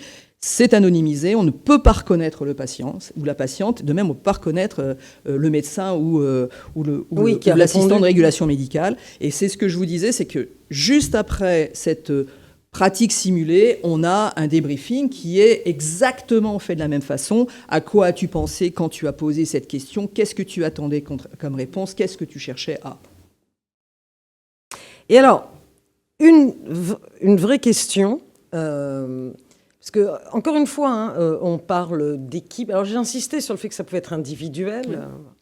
Mais j'ai l'impression que beaucoup d'ODPC pensent que ce dont nous sommes en train de parler concerne davantage l'exercice hospitalier. Il y a plein de questions. Non, mais c'est pour ça que mais en libéral, comment on fait, quoi?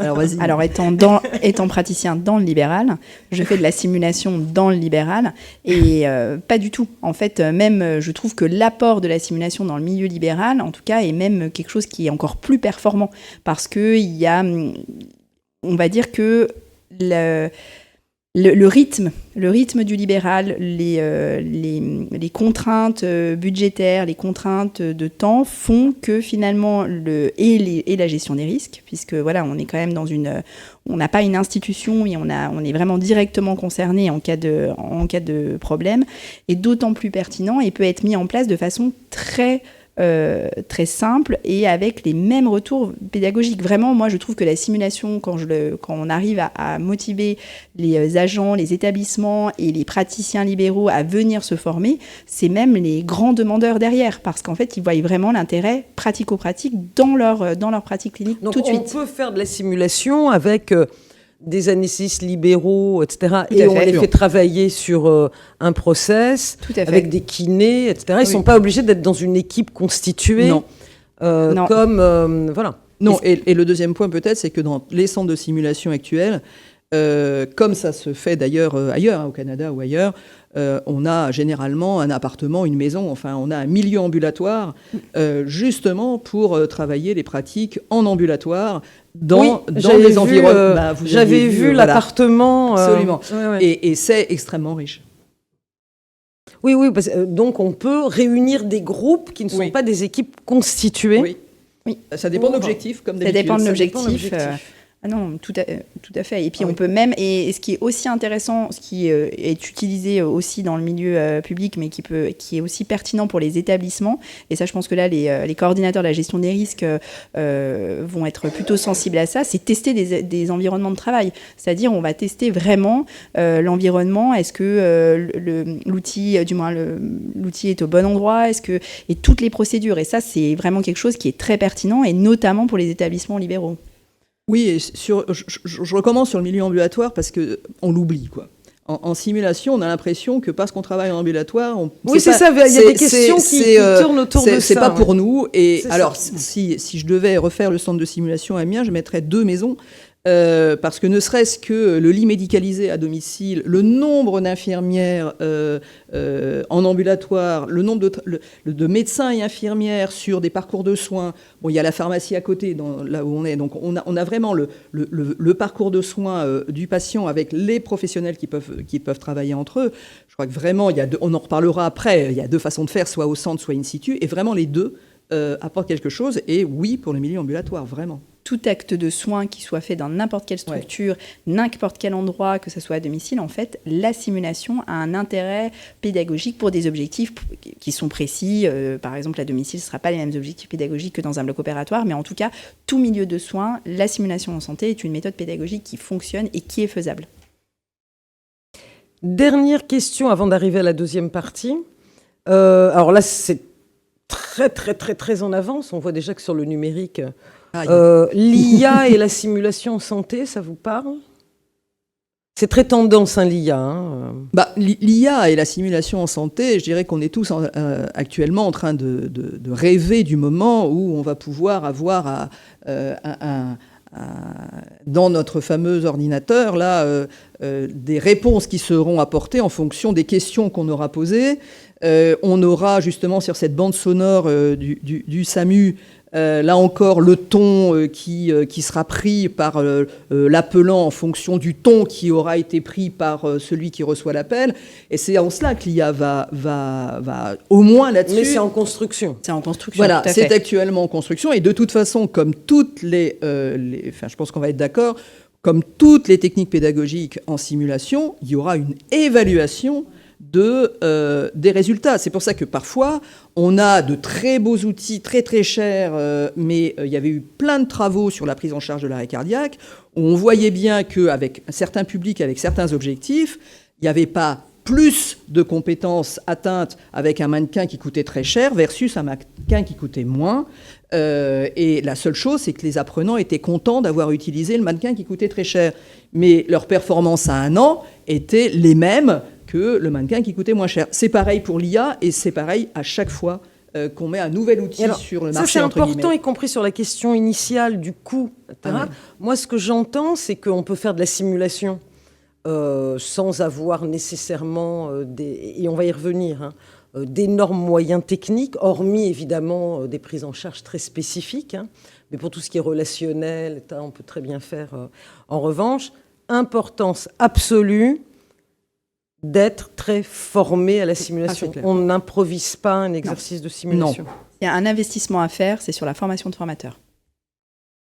Alors, on va passer, parce que beaucoup de questions étaient là-dessus. On voit mieux maintenant ce qu'est la simulation, mais alors, comment on utilise ça dans une action de DPC? Alors, la Haute Autorité de Santé, quand elle définit ses méthodes de DPC, il y a des méthodes de formation continue, de PP, de gestion des risques. Et alors, évidemment, la simulation, très embêtant, ça peut être les 3. Alors, comment on décide? Alors, vas-y. Non, vas-y. Finalement, on a beaucoup réfléchi et on a beaucoup discuté. Bon, il faut quand même avouer qu'on a beaucoup discuté. Voilà. C'est pour ça qu'on vient de se regarder pour savoir laquelle allait prendre la question. Voilà. Donc moi, je n'avais qu'à la poser, c'était très pratique. Finalement, la jeunesse commence et l'expérience me corrigera. Je ne me permettrai pas. On va dire complétera. Merci. Donc, on va commencer finalement par la chose qui nous est devenue la plus simple, c'est la formation continue. Donc, vraiment, la formation continue, c'est vraiment l'acquisition finalement de nouvelles compétences. Et l'exemple de la vaccination pour les pharmaciens, qui était une nouvelle compétence, en fait complètement partie. Donc, c'est le geste, mais aussi toute la prise en charge des complications pour moi, puisque finalement, les pharmaciens, ils avaient cette nouvelle compétence, mais avec tout ce qui allait avec. Et y compris nouvelle compétence au sein d'une profession. L'échographie pour les sages-femmes, etc. Ouais. Donc là, on peut parler de formation continue. Après, ou l'échographie, maintenant, il faut un DU d'échographie pour tous ceux qui veulent, etc. À un moment, ça doit s'apprendre, travailler avec un échographe, je pense que là-dessus, ça, c'est clair. Et puis là où c'est un peu moins clair, c'est que tout le reste, c'est soit de l'EPP, soit du GDR, mais finalement, c'est de l'EPP et ou du GDR. Pour nous, après avoir beaucoup discuté avec Christine, on est assez d'accord. Finalement, EPP-GDR, c'est quoi ? C'est on réinterroge ses compétences de mise en œuvre de sa pratique courante. Donc, par exemple, je réinterroge mes compétences sur la prise en charge de l'arrêt cardiaque, la prise en charge de l'hémorragie, du postpartum. Et en tout cas, ça, après, c'est de l'EPP du GDR. Après, la différence entre les deux, elle est vraiment très floue. Pour nous, elle est floue et elle n'existe pas. La frontière est ténue. Voilà. La frontière est ténue. Donc finalement, soit on est sur de l'acquisition de nouvelles compétences et c'est de la formation continue, soit on est sur de la réévaluation, de la réinterrogation des compétences de notre propre pratique de tous les jours. Et à ce moment-là, c'est de l'EPP de GDR. Voilà. Et pour le coup, par rapport aux équipes qui reçoivent les actions, on ne va pas titiller, j'ai envie de dire, si vous avez coché EPP, GDR, qu'on s'interroge, etc. La grande frontière, c'est formation continue versus EPP, GDR, parce qu'on n'est pas du tout sur les mêmes objectifs. C'est acquérir des nouvelles compétences versus réinterroger sa compétence et identifier les risques. Voilà, donc j'apprends à vacciner, j'apprends à faire de l'échographie, etc., avec de la simulation. C'est de la formation continue.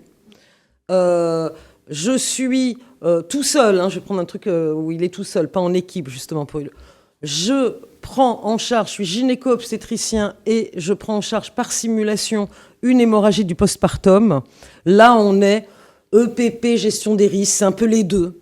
Et ça va pas être dramatique, puisqu'au fond, c'est un acte à risque. Et qu'en même temps, je regarde si je suis toujours compétent sur la pratique que je mets en œuvre. Et attention, parce que ça, c'est un sujet qu'on a beaucoup vu dans les actions qui étaient déposées. Qui dit simulation, spontanément, on dit c'est de l'EPP, on coche EPP. Non, de la simu, ça peut être de la formation. Et de même, d'ailleurs, alors, si vous nous écoutez, vous êtes tous organismes de DPC, mais on a parfois des organismes qui demandent, des enregistrements complémentaires pour l'évaluation des pratiques ou la gestion des risques et qui disent on a été formé à la simulation. Oui, mais et vous l'avez déployé dans quel cadre, etc. Et quelle formation. Il va falloir aussi, maintenant, avec tout ce que vous nous dites, être extrêmement précis sur la formation des formateurs. Sur la formation c'est clair. Des formateurs. Il y a une question immédiate, mais je crois que vous l'avez déjà identifié. En EPP ou gestion de risque, ce n'est pas nécessairement des compétences techniques qui sont travaillées. Et la question, c'est comment menez-vous l'apprentissage de compétences non techniques, communication, travail en équipe, cohésion, coordination, qui sont les facteurs qui contribuent aux événements indésirables. Mais on l'a dit, ça peut être aussi ses compétences. Mais je pense que la précision, c'est qu'en fait, on va se dire qu'on n'a aucune formation pendant tout notre cursus sur ça, sur les facteurs humains, la communication, tout ça. On a vraiment, moi, je n'ai eu aucun cours théorique, le début de la simulation, mais en tout cas, on n'a pas eu on n'est pas tous à avoir des formations. Mais dans la pratique de tous les jours, on utilise ces compétences tous les jours. C'est-à-dire qu'on communique tous les jours, on s'organise tous les jours, il y en a un qui prend le leader tous les jours, il y a du relationnel tous les jours. Donc, c'est déjà des compétences de notre pratique courante. Donc, ce n'est pas de la formation continue. Si on veut avoir ça comme objectif pédagogique principal, on est dans la gestion de risque. De l'EPP ou de la gestion de risque. Mais je pense que c'est peut-être ça la question, puisqu'on se l'est posé... Oui, peut-être dire aussi que bien qu'il s'agisse de compétences non techniques, on a des grilles d'observation, on a, là encore... quand on fait une simulation et où finalement le travail du débriefeur, c'est de repérer ce qui s'est passé entre les participants pour traiter de la communication, on a des grilles qui permettent justement de voir si ça s'est correctement passé ou bien si telle ou telle action mériterait une amélioration. Pour les compétences non techniques, je voudrais rajouter un point, c'est qu'on a une formation pendant notre formation de formateur sur ces compétences non techniques, qui est une formation qui est quand même plutôt, on va dire, elle n'est pas complète. Et donc, il faut vraiment, quand les formateurs, pour dire qu'un formateur devient un formateur expert, surtout si c'est ces objectifs-là qu'on veut travailler, il faut faire des formations en plus, il faut faire des débriefings avec des formateurs experts en plus, parce que les facteurs humains, c'est le plus difficile. Facteurs humains, c'est très vaste. vaste et ce n'est pas juste, en fait, j'ai fait ma formation de formateur, même une formation longue, un DU, et en fait, c'est bon, je suis expert en facteurs humains. Non, c'est un véritable apprentissage. En tout cas, pour moi, ma part, ça m'a valu une véritable apprentissage en plus de tout ce que j'avais déjà appris pendant ma formation. Et curieusement, c'est presque plus pour ces situations-là que les vidéos sont intéressantes, parce que justement, ça permet de visionner, non seulement de visionner des postures, des comportements et de réécouter les verbatims, parce que là, on s'en souvient pas. C'est-à-dire que quand il s'est passé, quand il y a eu tel et tel échange et dialogue entre deux participants, pour se souvenir précisément du mot qui a été dit et de la position dans laquelle on l'a donné, pour se dire est-ce que finalement j'étais bien leader là où je devais être leader, etc. La vidéo elle est très intéressante. Voilà, donc pour nous, importance que vous sachiez faire la part des choses entre des objectifs de formation continue, d'acquisition de compétences et de réinterrogation dans un environnement simulé des compétences déjà acquises et mises en œuvre dans la pratique courante, que ce soit dans un objectif de gestion de risque ou d'évaluation de sa pratique, les deux étant assez intimement liés dans le cadre de la simulation. L'autre question, elle arrive tout de suite. Hop. Pour quel public? Alors, je vais refaire un point sur nos 3 catégories. Monopro, multipro, interpro. Monopro, c'est facile. C'est une profession entre infirmiers, entre kinés, etc. Je ne vais pas faire entre médecins, parce que là, il y a la multidisciplinarité qui est encore un autre sujet. Multipro, c'est des professions différentes ou différentes spécialités médicales. Et l'interprofessionnel, on est entre effectivement plusieurs compétences, enfin plusieurs spécialités, métiers, etc. Mais les objectifs entre le multipro et l'interpro ne sont pas les mêmes. Le multipro sont des gens qui ont à peu près le même niveau de prérequis, d'acquis, d'intervention auprès d'un patient, et qui donc vont faire un même acte, un même geste, la même intervention. L'interpro, et c'est ça qu'on a donné comme définition, chacun est dans son rôle et a une intervention spécifique dans le parcours du patient. Voilà. L'exemple qu'on donne, et j'en redonnerai avant que vous puissiez... une action multipro, je ne sais pas si en simulation elle a un sens, quoique sur l'entretien motivationnel, plusieurs professions font de l'arrêt du tabac et prescrivent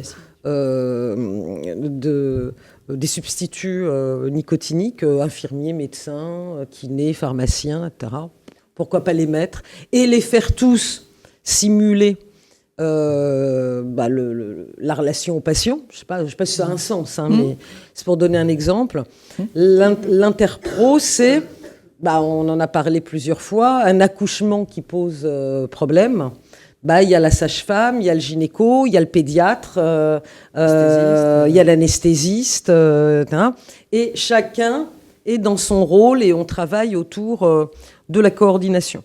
Donc, pour quel public est-ce qu'on peut... Alors, du monopro, j'ai envie de dire que vous allez dire, évidemment. De l'interpro, on a... on va dire évidemment. Évidemment, beaucoup. Oui, beaucoup. Et le multipro, si c'est des gens, en fait, qui ont à peu près le même niveau d'intervention. La seule différence, c'est que le multipro, si dans les compétences ou les objectifs qu'on essaie d'évaluer, ils ont une pratique seul à seul avec le patient, ça ne sera pas des gros groupes. En tout cas, voilà, ça va être ça un peu, moi je pense, la limite par rapport à le monopro, ça va être à peu près pareil, mais ça va peut-être être sur des gestes un peu plus peut-être techniques, où là ça sera peut-être plus réalisable, alors que l'interpro, là pour le coup, on peut avoir des gros groupes avec sans cette difficulté-là. C'est un peu le... Si vous voulez, dans le multipro, on a quand même vécu pendant la crise sanitaire l'apprentissage... de l'écouvillonnage pour des professionnels qui jusqu'à présent ne le faisaient pas. Donc on avait des objectifs qui étaient communs, l'écouvillonnage. Après, ça a été la vaccination avec des professionnels qui étaient différents, exemples, mais avec des objectifs d'apprentissage qui étaient finalement les mêmes. La vaccination Covid, quoi. Il y a eu plein de gens qui ont pu vacciner. Absolument. Donc, la question, est-il possible de faire de la simulation en format pluripro ? Oui. La réponse est oui. Mais avec, au fait, aux mêmes conditions que ce qu'on dit depuis le début sur le mono, le pluri et l'interpro pour n'importe quelle action de DPC. En fait. Oui. Il n'y a rien de spécifique s'agissant de la simulation. Alors, peut-être dire que ce qui va être spécifique, ça va être le débriefing. Oui. Parce que quand on va avoir une équipe... Seraient les oui. Eh ben voilà, c'est quand on va faire un débriefing avec... si je reprends Multipro sur la vaccination, on va être très technique, etc. Dès l'instant où on est en équipe constituée, on va là faire un débriefing qui va concerner chacun dans le métier de chacun. Vous parliez de l'accouchement, on va dans le débriefing interpeller les compétences et interroger les compétences de la sage-femme, interroger les compétences du pédiatre, interroger les compétences si c'est ce qu'on cherche, ou bien alors on va interroger interroger la communication interprofessionnelle pour la prise en charge coordonnée des soins. Donc, on va avoir, là encore, le débriefing ne sera pas forcément le même en fonction du public auquel on s'adresse et avec ces modalités dont vous venez de parler.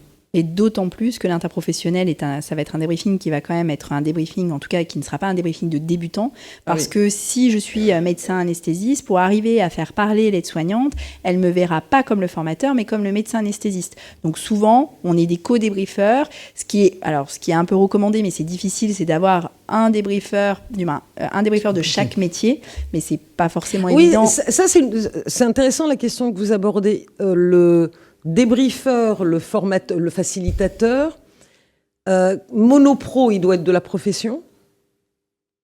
Non, mais c'est des vrais... Enfin, multipro, c'est une des... Ou, par exemple, sur la vaccination, c'est celui... Monopro, on va dire que c'est mieux. C'est mieux. C'est-à-dire, et si par hasard, on n'a pas quelqu'un de formé de la profession, on peut très bien avoir un formateur d'une autre profession, mais qui, lui, est un formateur dit expert, avec finalement le professionnel... Le sachant, celui qui connaît le contenu. Voilà, qui connaît le contenu, qui va finalement être une aide d'un apport de contenu. Et donc, l'autre débriefeur dirigera le débriefing et il fera intervenir. Donc, il va falloir aussi qu'il coach l'expert quand est-ce qu'il doit intervenir et de la façon dont il doit intervenir. Donc c'est pareil, ça veut dire que l'expert, il ne va pas falloir qu'il le prenne le jour même, parce qu'il va falloir qu'il lui apprenne la bienveillance, qu'on n'est pas dans un cours magistral, parce que ça, c'est tout le problème. Hein. Ça peut être fait, mais on n'est quand même pas dans des conditions très agréables, et ça ne peut pas être un débriefing fait par un débriefeur débutant. Ou par un expert tout seul. Ou par un expert tout seul. Qui n'a pas été formé. Tout à fait. Alors, l'autre question pour une action, c'est sous quel format ? Alors, on l'a évidemment abordé. Ça ne peut pas être du e-learning exclusif, etc. En revanche, autour du présentiel, il y a des questions qui se posent. Alors, vous avez dit centre de simulation in situ, donc il faut que vous nous expliquiez, etc. Et puis, moi, je suis au DPC, je n'ai pas de centre de simu, je ne me déplace pas dans l'établissement, je loue une salle pour faire ma formation. Est-ce que je peux ? Alors, on va peut-être le faire... en centre de simulation, oui, enfin, évidemment, ils sont faits pour ça, avec des environnements qui ont été reconstitués. Et donc, oui, l'une des façons de le faire, c'est de le faire dans des centres de simulation. Les centres de simulation sont reconnus par la Sophracim et par l'HAS, d'ailleurs, puisqu'on doit répondre à un certain nombre de critères pour pouvoir être agréé, entre guillemets, centre de simulation. Dans le cadre de la formation, en particulier la formation continue. Donc oui, il y a des centres de simulation dans lesquels on regroupe des ressources, etc. Juste pour dire qu'il y a différents niveaux de centres de simulation. Et qu'aujourd'hui, par exemple, dans les établissements de santé, dans les instituts de formation, qui peuvent aussi être lieux, et j'insiste un peu là-dessus, les instituts de formation, il y a un maillage territorial qui est extrêmement important, et donc on peut très bien avoir des formations qui se fassent partout sur le territoire, et pas forcément dans un centre de formation très universitaire et qui a tous les moyens pour le faire. Donc première solution, c'est effectivement centre de simulation où qu'il se situe. Mais donc parmi les ODPC qui nous écoutent, parce qu'il y en a qui sont établissements de santé, il y en a qui sont universités, il y en a, etc. S'ils ont à disposition à côté un centre de simulation, alors là vraiment c'est l'idéal, quoi. Oui, sachant que la politique générale des ministères actuellement, c'est de faire en sorte que dans ces centres de simulation quel qu'il soit, c'est-à-dire hospitalier, institut de formation, etc., on puisse faire des simulations qui soient justement interprofessionnelles, mutualiser les moyens pour pouvoir, et ce serait évidemment un peu dommage de créer des centres de simulation à 20 km d'écart, compte tenu, on en a quand même parlé, des moyens coûteux. Donc voilà, la mutualisation des moyens est quelque chose qui est important. Je voudrais juste rajouter que les centres de simulation donc sont évalués via une grille, en fait, du moins via un référentiel de la Sophrasi, mais les organismes de formation qui font de la formation in situ aussi. Oui. Ils sont sur la même on va dire, validation ou labellisation, plutôt labellisation, avec c'est exactement les mêmes grilles de critères. Alors, in situ, c'est quoi ? Alors, in situ, c'est peut-être, juste avant d'aller in situ, peut-être que tu parles peut-être juste avant de j'ai pas de centre de simulation. Alors, et où tu préfères... J'ai pas de centre de simulation et je ne veux pas voilà, aller sur je les... loue ma salle dans un hôtel. C'est quelque chose qui est... Et je veux faire un moment de simu, où je veux faire de la simu toute la journée. Alors, c'est quelque chose qui est possible, mais ça rajoute des contraintes techniques. Parce qu'on parlait tout à l'heure du contrat de fiction. Ça veut dire qu'il va falloir vraiment faire des simulations particulières parce que, par exemple, on ne va pas pouvoir simuler un bloc opératoire. Ou alors, à ce moment-là, il faut que dans la pièce, on ramène le respirateur, le ciel. Oui, ça, clairement, on le disait en préparant. La table, là, j'en ai une devant moi.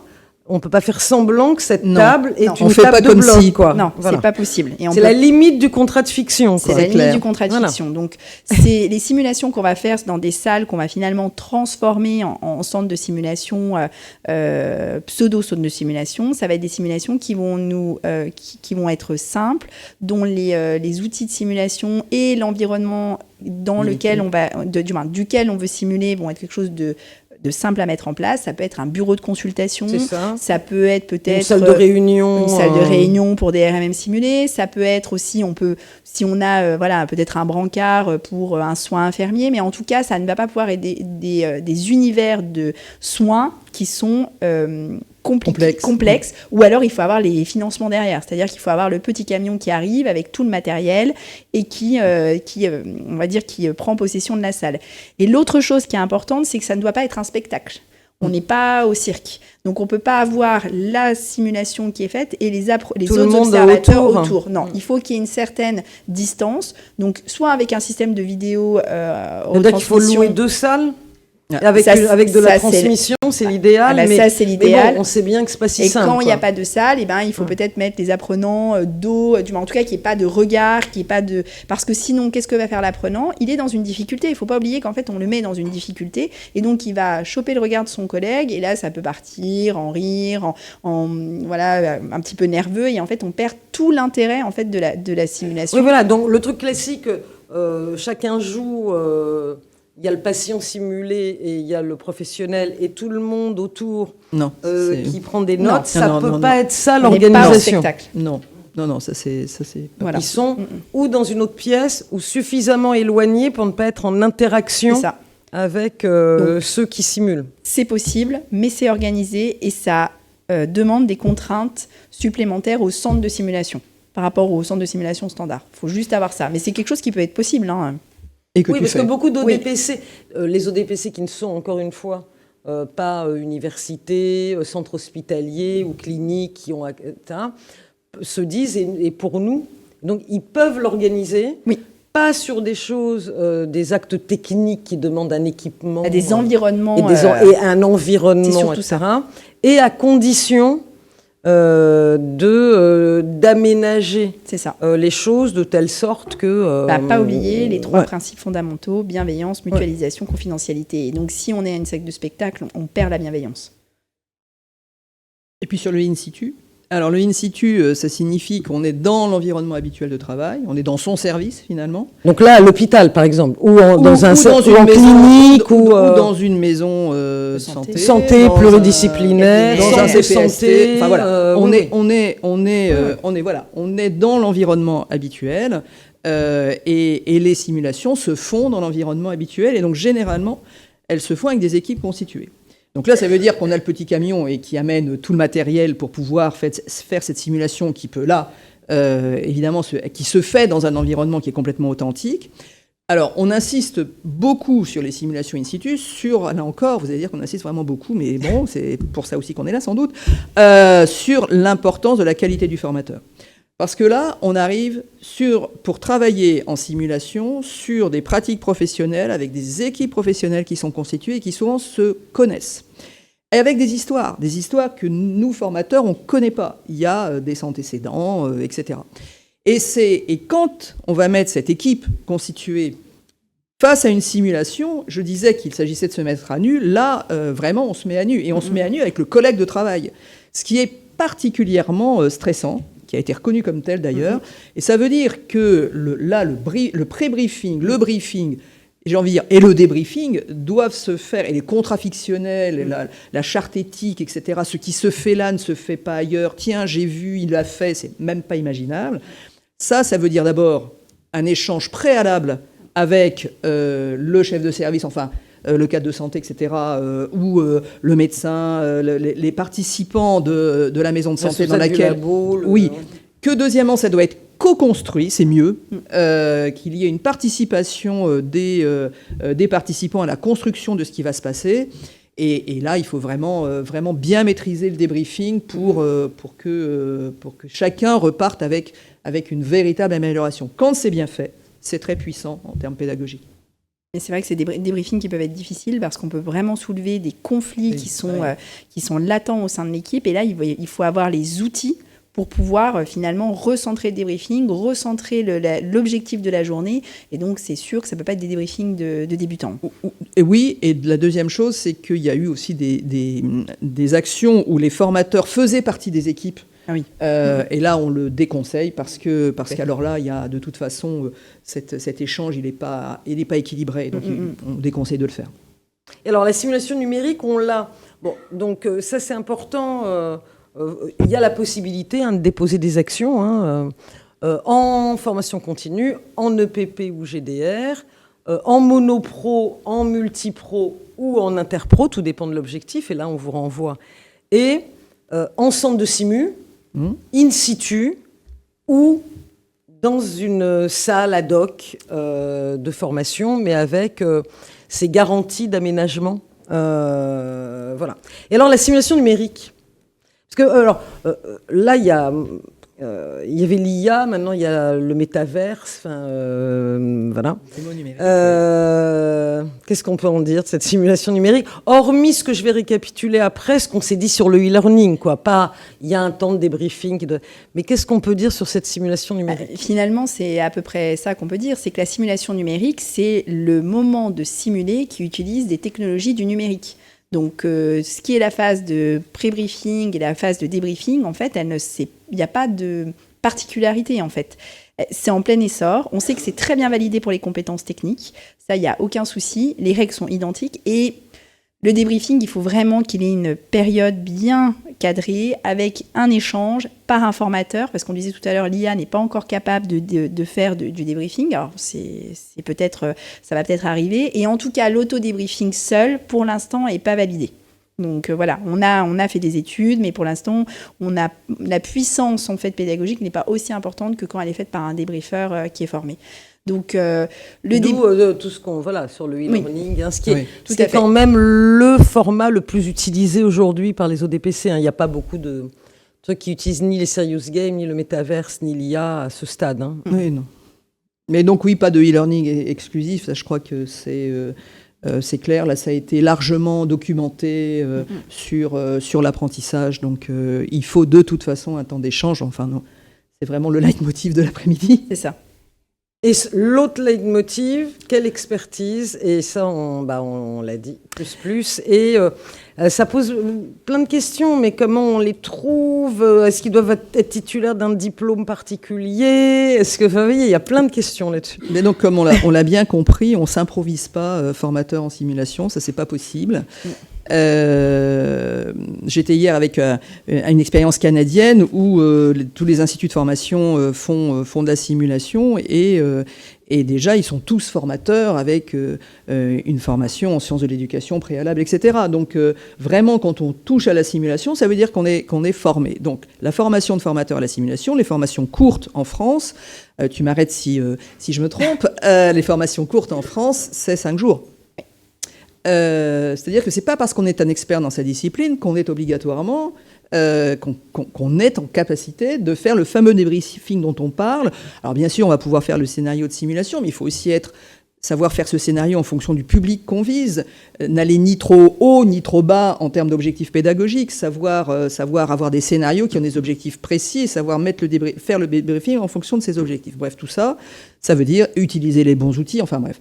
Donc tout ça, c'est une formation courte, et la formation courte actuellement qui est recommandée, c'est 5 jours, qui peut se faire ici et là, dans des universités ou pas, par des organismes de formation.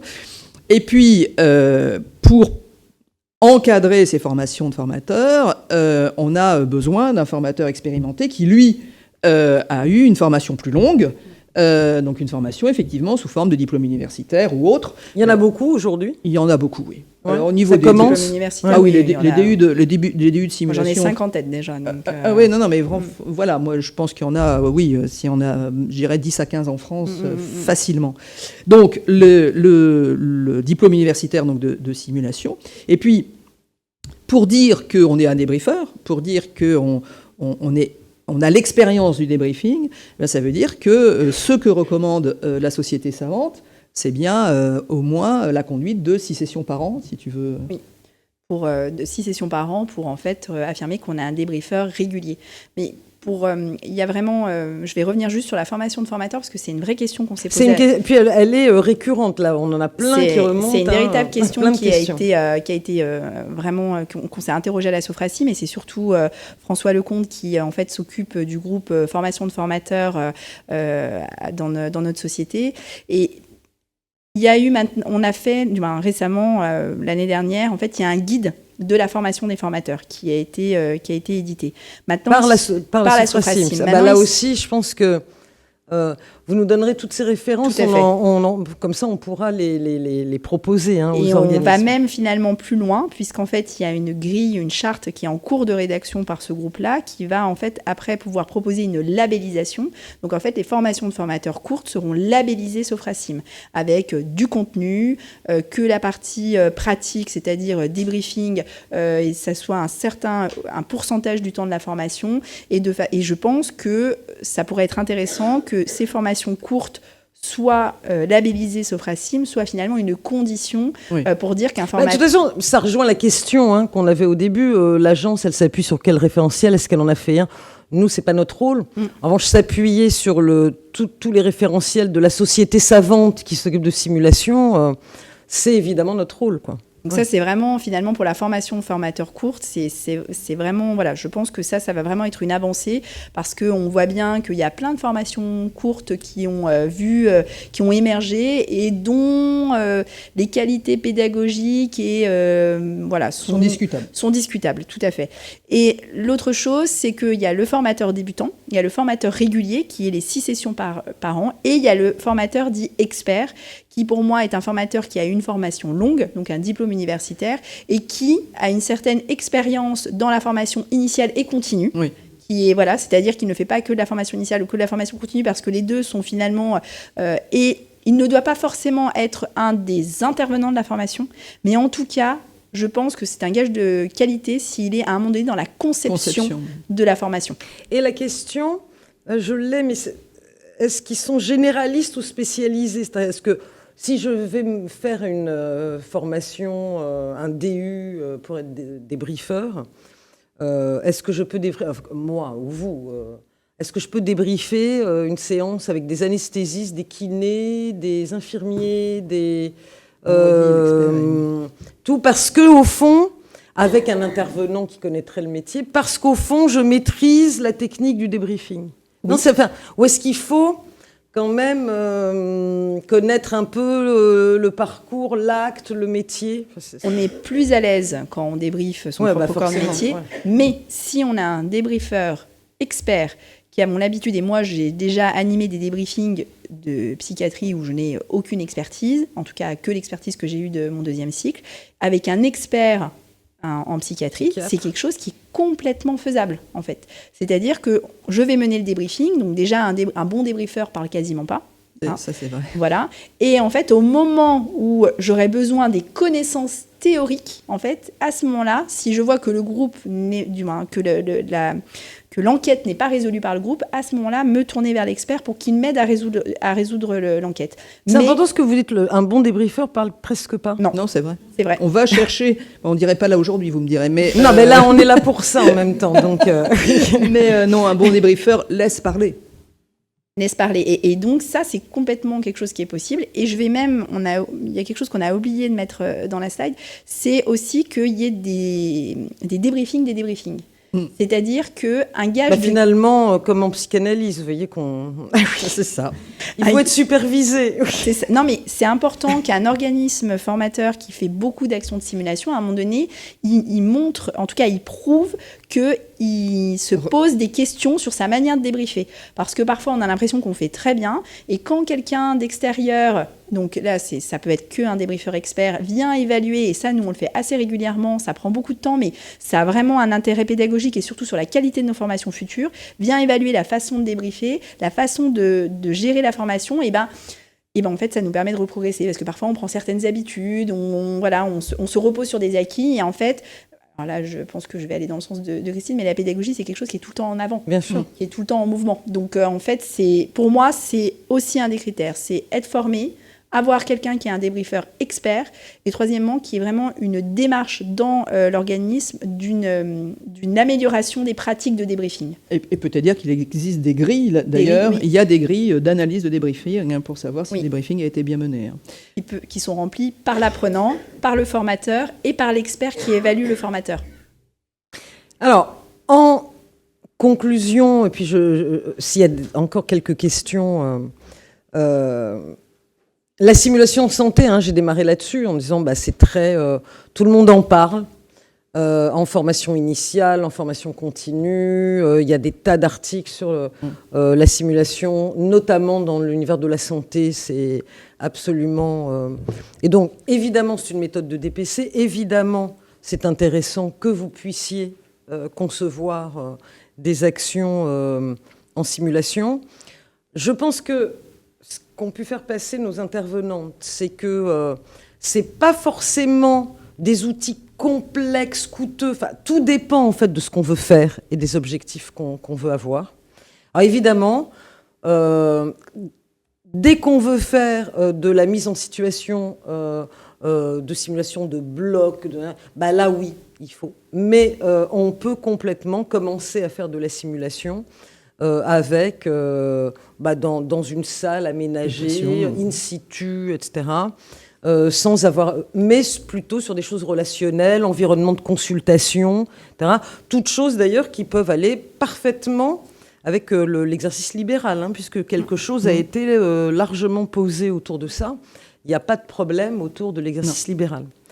En revanche, et c'est au fond nos points de vigilance qu'on a mis ici, sur lesquels les équipes de l'agence, quand vous allez déposer des actions en simulation, seront attentifs. Mais j'ai envie de dire un peu comme tout type d'action, quelle qu'en soit au fond la méthode. Et vous avez beaucoup insisté là-dessus. Les objectifs doivent être clairs. Voilà. Quels sont mes objectifs ? Je cherche à travailler quoi ? Le geste technique, la communication d'équipe, la coordination technique d'une équipe, le relationnel avec le patient, enfin voilà.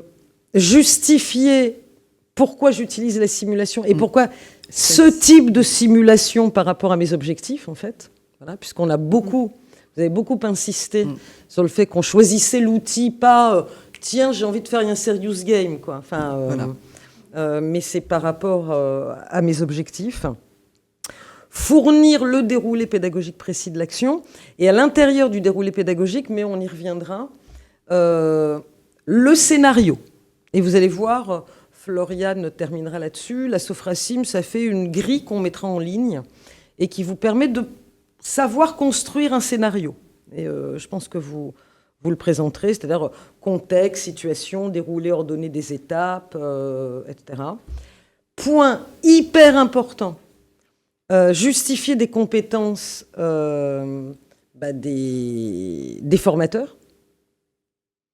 Et là, il y a une question, parce que vous voyez, on a beaucoup parlé du formateur, puis paf, je prends la diapo et je me dis, il faut peut-être...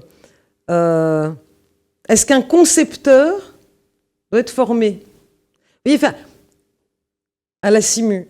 Ah oui. Non, mais voilà, c'est pas que le formateur, en fait. Hein, c'est le concepteur et les formateurs, quoi. C'est les deux. Donc, il faut qu'on ait la façon dont ils ont été formés et leur expérience. Hein. Voilà. C'est pas je me lance, c'est ma première simulation. Hein. Et ça me paraît extrêmement important qu'il y ait une charte déonto. Enfin, vous l'avez dit. Ah oui, une charte déontologique et même une charte de... nous, on fait signer à nos formateurs et aux formés une obligation de confidentialité. Bien sûr. Et par exemple, enfin, pas de photographie, enfin, pas, oui. Avec les téléphones portables, pas de photos en simulation qu'on retrouve sur les réseaux sociaux après. Enfin, ça fait partie des choses de base. Et puis, comme pour tout type d'action, hein, mais ça c'est vraiment important, le public en cohérence avec les objectifs, le contenu, les attendus de la fiche de cadrage, enfin là, toutes choses que vous connaissez. Mais c'est vraiment les points de vigilance, les objectifs, pourquoi de la simu, pourquoi cette simu-là, le scénario, les compétences du formateur. Ça, c'est vraiment des choses qui seront demandées quand vous déposerez des actions. Et peut-être pour terminer, parce que nous en arrivons tranquillement vers la fin de ce webinaire, alors, on ne voit pas grand-chose, mais vous l'aurez sur notre site. Et puis peut-être vous pouvez en dire un mot, la grille qu'a fait la Sophracim pour servir de trame au scénario. Voilà, pour l'écriture et la conception des trames de scénario, il y en a deux. Il y en a une pour finalement les simulations avec les mannequins haute fidélité et une autre pour les simulations plutôt relationnelles avec patients ou participants simulés. Et on voit bien en fait que cette grille, elle paraît assez importante, mais finalement, ça va nous permettre de répondre à toutes les questions et à cadrer et à avoir finalement une formation cadrée, des scénarios cadrés, ce qui va faciliter grandement notre débriefing. Vraiment, tout démarre, vraiment le débriefing qui démarre au moment de la conception de la formation. Donc, même si vous avez l'impression que non, ça on n'en aurait pas besoin, vous verrez que il y en a un des critères qui est traité de façon, on va dire, superficielle ou pas traité du tout, et à un moment donné, dans votre formation, au moment du débriefing, vous allez vous retrouver en difficulté.